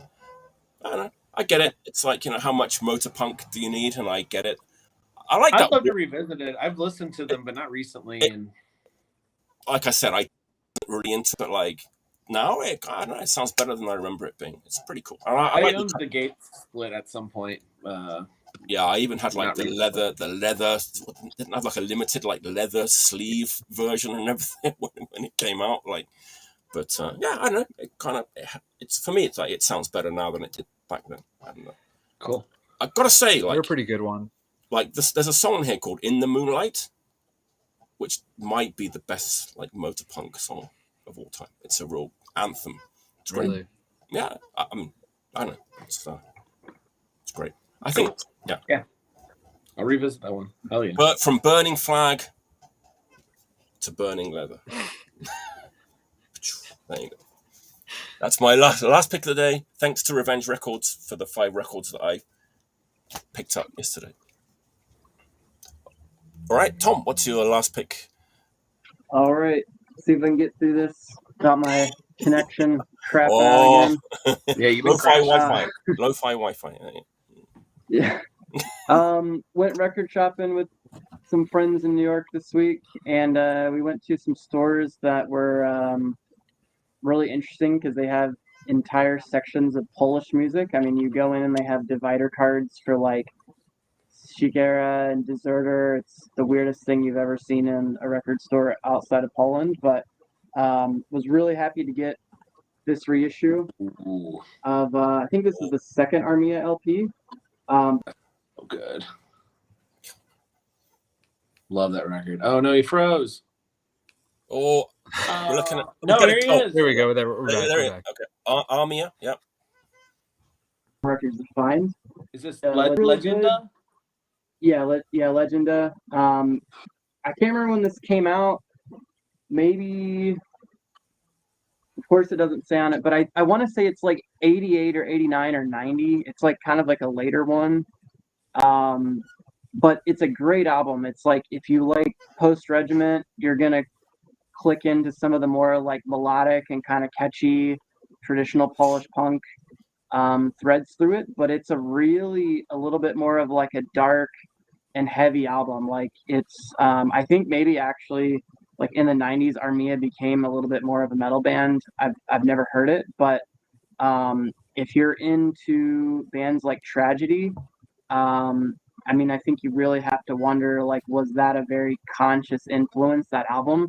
Because it's very, very ahead of its time in terms of that kind of like dark, heavy, melodic, kind of anthemic hardcore. It's a really unique album. Definitely has a lot of your trademark Polish punk and hardcore kind of stylings into it, but even within that realm, it's just like a really kind of unique record. That record, like I said, it's the reissue. I've heard that it sounds significantly better than the original, which unfortunately I still don't have, but I did listen to it. It sounds great. It's got a booklet, everything. Gonna try to use some Google Translate on it later, but yeah, if you like Polish stuff, definitely a great record. And it like has this weird underlayer of horns on it, right? Yeah, absolutely. Yeah, it's like it's a Like super trombone? like I don't know. They're just not really any records that sound. No, it's aggressive. Like it's weird. Yeah. Like it's really fucking cool. I've never heard anything like it. Agreed. Yeah, it's like one of those. I think those records, like as I get older and I hear, so much music, and especially within the realm of punk, so much music that sounds like really, really similar. The records that tend to start to stick out are the ones that really are the ones that are pretty unique and like when you think, man, I really want to listen to something that sounds like that, but then you realize like, oh, there's not anything else that really sounds like that. Like there's bands that maybe drew threads of influence from it, but there's not any bands that really clicked in with like the exact same style. Tom, is that Have you kind of had a similar chance to to- the Wet the Wet album? Is it in the same kind of sound similar to that one? The other Abaddon I record? mean, A little different? not really. I think that one's a little bit more straightforward, maybe like a little bit more influenced by like Discharge and like early 80s punk. And like that Armia record just seems like people that were like, you know, we like all of that early hardcore stuff, but like we want to make a record that's just truly our own. Like it really kind of defies a lot of recognition of some of the more obvious influences. Like I've always, and if anybody's watching, definitely comment, but I've always thought that like Polish punk and hardcore, like even from the late 70s, I think was like a little bit more influenced by like dub and reggae, and like they tended to really throw in like a lot of influences that are very unusual. And I think that is like kind of a culmination of like the earlier Polish punk that just threw in stuff that was super unique, and probably growing up since it's a little bit later and listening to that, and having some of the traditional influences, but then having a lot of like those local and like regional influences that just make it pretty awesome. And like Bobby was saying, there's just not really a whole lot that sounds like that, but it is distinctly Polish. I was getting confused with Abaddon. Sorry. Abaddon, that's another good band too, right? Polish band. They're Abaddon. awesome. Yeah. That's a great record. Actually, somebody just bought my spare copy of that out of my web store like 2 days ago. Fantastic record. Have you had much of a chance to read the booklet on the Armia record? I just got it on Monday, and so I'm gonna take my phone out because it's all in Polish. It's not in English. Okay. But it's all typed. Like it's pretty clear text. It's not like a punk looking layout. So I'm gonna put the Google Translate app to work and try to translate some of it. I heard they're a Christian band. That's what I was going to say. That could definitely be. Yeah. That could definitely be. I have a lot of fucking punk records. I gotta say, man, that is like honestly, truly one of the most unique punk records I've ever heard. Though, like truly, like it really, really is just very special. I think it's really fucking cool. It's not like the same sound, but like when you think about a band like Paintbox, which I think all of us probably love that band on this you know, that are on this right now, but like it's one of those bands that you're just like, man, they're drawn from a lot of places and they made something that's pretty fucking cool. Like it's a really unique record. Yeah. Good choice, man. Great choice. Yeah. I didn't know it got reissued. That's awesome. Yeah, I'm excited I tried to get the reissue. I tried to get the reissue when it came out a couple of years ago, but the label that put it out thinks like maybe got some like major label subsidiary ties, and I didn't really get a response back, and they were so expensive that I was like, between that and bad communication, I was like, I just felt like maybe it was not trying to push it, because like I think in New York, like I bought the record store I bought that at, it was like brand new stock, and it was like about like $39. So I was like, that's a pretty expensive new release. But like, you know, I mean, Bobby, how much is the original up to? I feel like it's like maybe close to like $150-$200. I don't know. It's hard to find for sure. I want to say even when I got mine, I paid around $100 at the time. Like it. Yeah. It's I think it's already beyond that though. That was like pre-pandemic, so it's only kept going. And that's very contrary, because like even like some of the Polish records that are a lot more in demand, there were so many of them pressed that they're like, you know, $5, $10, $15 records most of the time. That's right. They were on they were like state. They were on a state label, right? Like a government. Like I think there's like 40,000 copies I heard of the first Deserter single. Ton Press, I think. Like, is the Armia record on Ton Press? The first single is. Yeah. The first single with the black and white cover, and maybe even the first LP that's got kind of like the orange cover. It's kind of got like a face drawn on it, maybe. Those may be on Ton Press, but this other one, I don't know what label the original's on, but it's definitely like a much smaller run than a lot of that early like stuff on Ton Press that was kind of sanctioned by the state. Maybe they had to censor some lyrics here and there. But yeah, like this the record, Secura LPs aren't that rare. They're just like really beat up, and they're all in Europe. Like, yeah. I just want to say, like that Moskva LP. That record is like that's a cheap record. Still, incredible. that's a really good record. That's still pretty cheap. That's what when I hear Polish Great punk, record. that's the first record that I always think of because that it's record's so good. classic. Yeah. Hard to find in good condition because that sleeve's super thin. Paper. Yeah. Paper. Absolutely. Polish punk. I think this is like a love letter to Polish punk. Basically. I love Very Polish. excellent. Yeah. That's a great pick. I didn't know it had been reissued either, so that's cool. Maybe Jackie will get it. Or He's a couple years old already. Actually, maybe so... Kazu. Maybe this is more like Kazu material. Maybe I don't know. Yeah. So they kind of divide things up. You know, it's like this is like Punk and Destroy record. This is like Revenge Records. It's very intentional. I think they're trying to be careful. You know, they're caring for each other by doing that. Exactly. Yeah. It's thoughtful. Yeah, it is. I think that might be more of a Kazu one. I'm not really positive. Yeah, I think that might be more Punk and Destroy. I think so too. All right, that Bobby, store is so sick. Do what? Punk and Destroy is just. I mean, Revenge is amazing too, but like I love how I kind of take it for granted that I just get off work and I go down there. So just go down and see Kazu like Punk. Are you close? Are you close? I mean, not super far. It's you know it's pretty near enough, or you might say too near. I feel like everything was pretty walkable in that area. Yeah. Osaka's pretty easy, right, to get around. I think you could walk from Punk and Destroy to Revenge in 20 minutes. Yeah, even less. Yeah, 10 minutes. Yeah. Mm-hmm. Yeah. And you've got Time Bomb on the way too.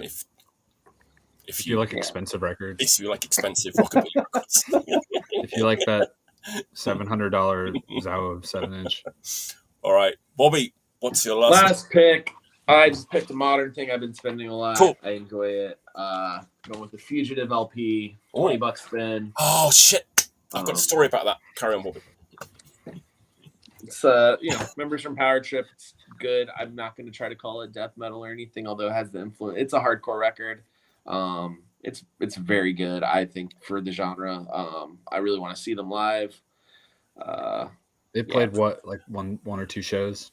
I think they're very sporadic on what they're doing, but the album's really good. Man, I ordered it from somewhere online and I got the CD instead, and then I sent it back, and then I saw that they put it online again as used, the used like splatter vinyl, and it's that CD that they fucking sent me. They put it back up as a yes, as another LP. Yeah, or like just like used copy. That like I was bummed because I won that record, but like I got the CD. I could have kept the CD, I guess, but it's like Power Trip, right? This seems like a record that would come your way, though. I mean, it'll show eventually, up, right? Yeah, that's like Power Trip, right? Power Trip guitar player. Mm-hmm. The question I feel like this is the record that Jackie would carry. I don't know if he would like it, I think but so. I feel like this would think definitely so, right? be a record he'd carry. I don't see why this wouldn't pop up in Disc Union. I feel like it would. Yeah. People were saying though he doesn't play on that record, but doesn't the other guitarist isn't he from like Vaska? He's not on the record, but he like joined them after this record. It's the guitar player from like maybe Vaska, or he's from Austin, Texas, right? It's what's his name? I forget his name. I'm sorry, but that guy is amazing. He plays in Impalers too. It's that guy, I think. Yeah. A fucking shredder. And apparently he's joined them like after that record came out. So cool. Yeah, I don't know that. Yeah, probably sounds right. Hell yeah! That's my pick. That's my last pick. Fugitive. $20 spin. spin. The album. Maniac. $20 spin. Hell yeah! Patrick, bring it on home. Van Halen, best Van Halen record. I'd say that's maybe true. I don't know. I mean, I don't know what to say about this. That probably hasn't already been said 100 times, like, or more.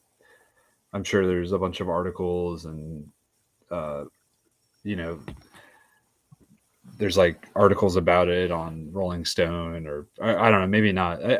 Well, like one of the things about Fair Warning is I feel like amongst more, I don't want to say casual fans, but you know, people that just kind of like go to the first album and the hits. Like I always ask people when somebody puts on Van Halen 1, like, oh yeah, like you know, amazing record, of course. Like, what do you think? Like, do you ever listen to Fair Warning or even Van Halen 3? Or you know what I mean? Women and Children. Women and Children. Not the other album. That's okay. But I feel like so many people, at least younger people, like if you talk to anybody that saw Van Halen during this time, they seem to know. But I guess this album didn't do very well commercially. I don't know. I mean, like you said, I think it's pretty dark compared to like what came. People say that, but I feel like there's dark stuff on the first 3 albums too. You're right. I agree with you. It's just like sometimes I listen to it and I listen to it for that or with that in mind. Yeah, but it's not that dark either. It's not. I mean, there's lots of kind of like lighthearted stuff on it, but one thing I notice, I feel like Women and Children is darker. I don't know if anybody, because people always say like, oh, this is like the darkest. This is the darkest Eddie and Alex ever got. Like, and to a certain extent, I agree, especially on side 2.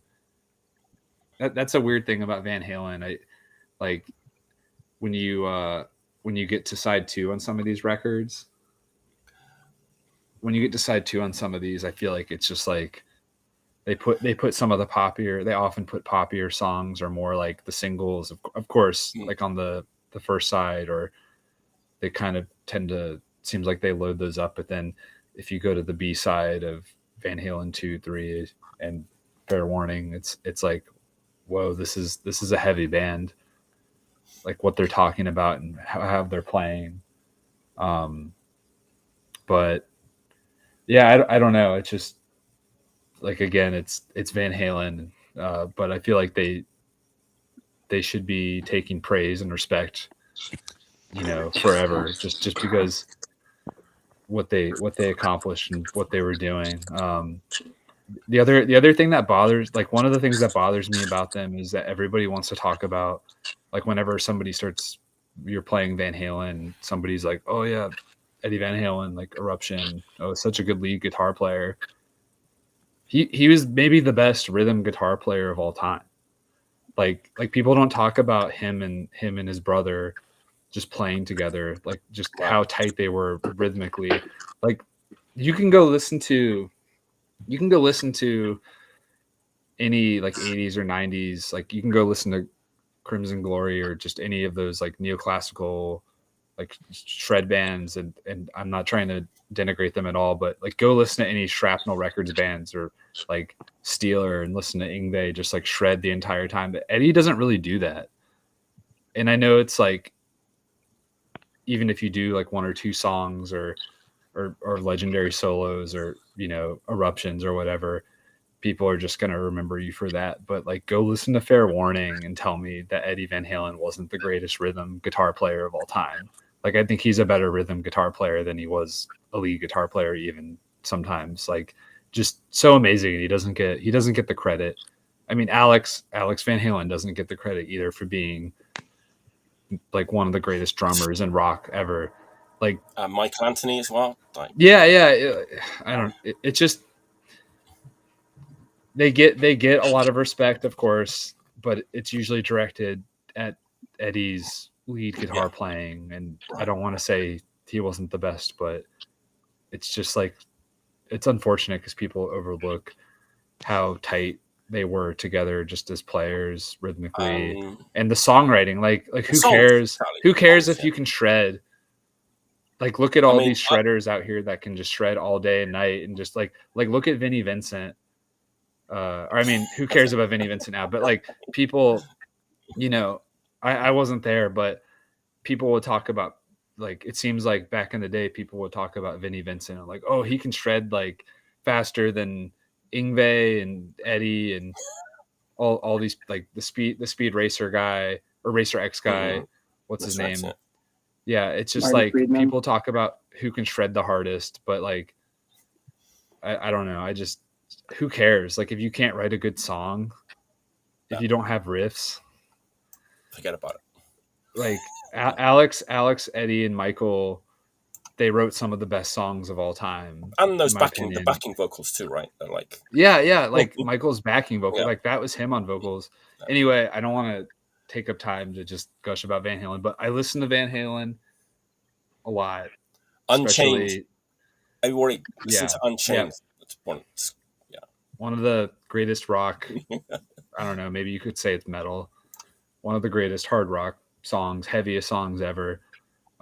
Like, okay, they have songs where they're like, what do you call that? When they're doing like shoot it bop bop bop, like they're doing those, like, you know, they do some like all types of music and sort of some goofy pop stuff every now and then. But like when they're playing heavy music, they were like one of the heaviest bands.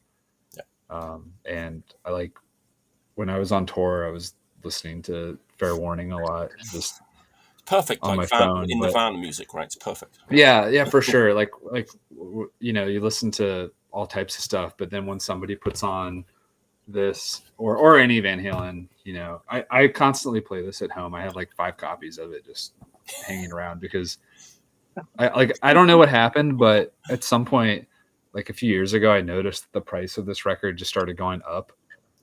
Where, like, you know, you used to be able to get any Van Halen record for like $5 or $10, and then I noticed you wouldn't find that one anymore. And when you did, it would be like $20 or $30, and when you look online, it would be $30 or $40. So I would just kind of, I always bought it when I would see it for $5 in nice shape, just because I liked it so much. So there's a Japanese pressing too. You have that with the Obi. I don't have that.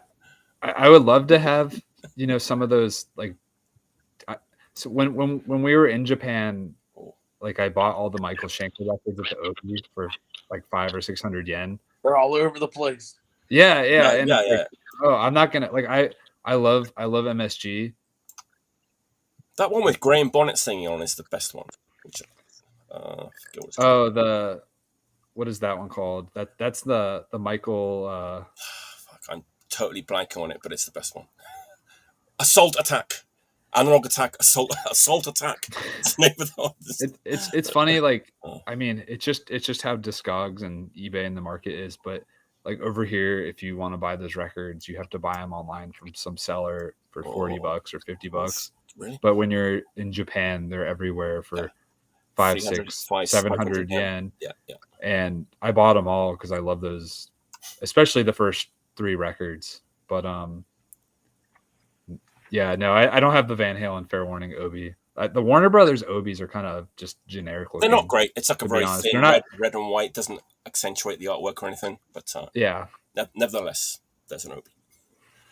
But all right, that's a great way to finish the best Van Halen record of all time.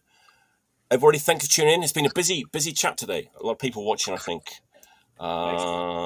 Good show. Let me just introduce next week's show. Eric Good's coming back on. Nice. Love Eric. Kenny from Moa. Love Kenny. And then LA legend Jen, or Gen as I always call him, because I'm Japanese. Gen or Jen Taken from LA is coming up. Be a good show. It's always a good show. It's always a good time. So thanks for watching, everybody. Thanks, Tom, Bobby, Pat. We might carry on for a little bit after we've pressed stop. If you're still awake, I'm doing my best. You've had a busy night. You've had a double header. DJing. I went straight from work. I had a triple header. Triple header. Jesus. Yeah. All right. Until next time, thanks for tuning in. Stay healthy and stay clean.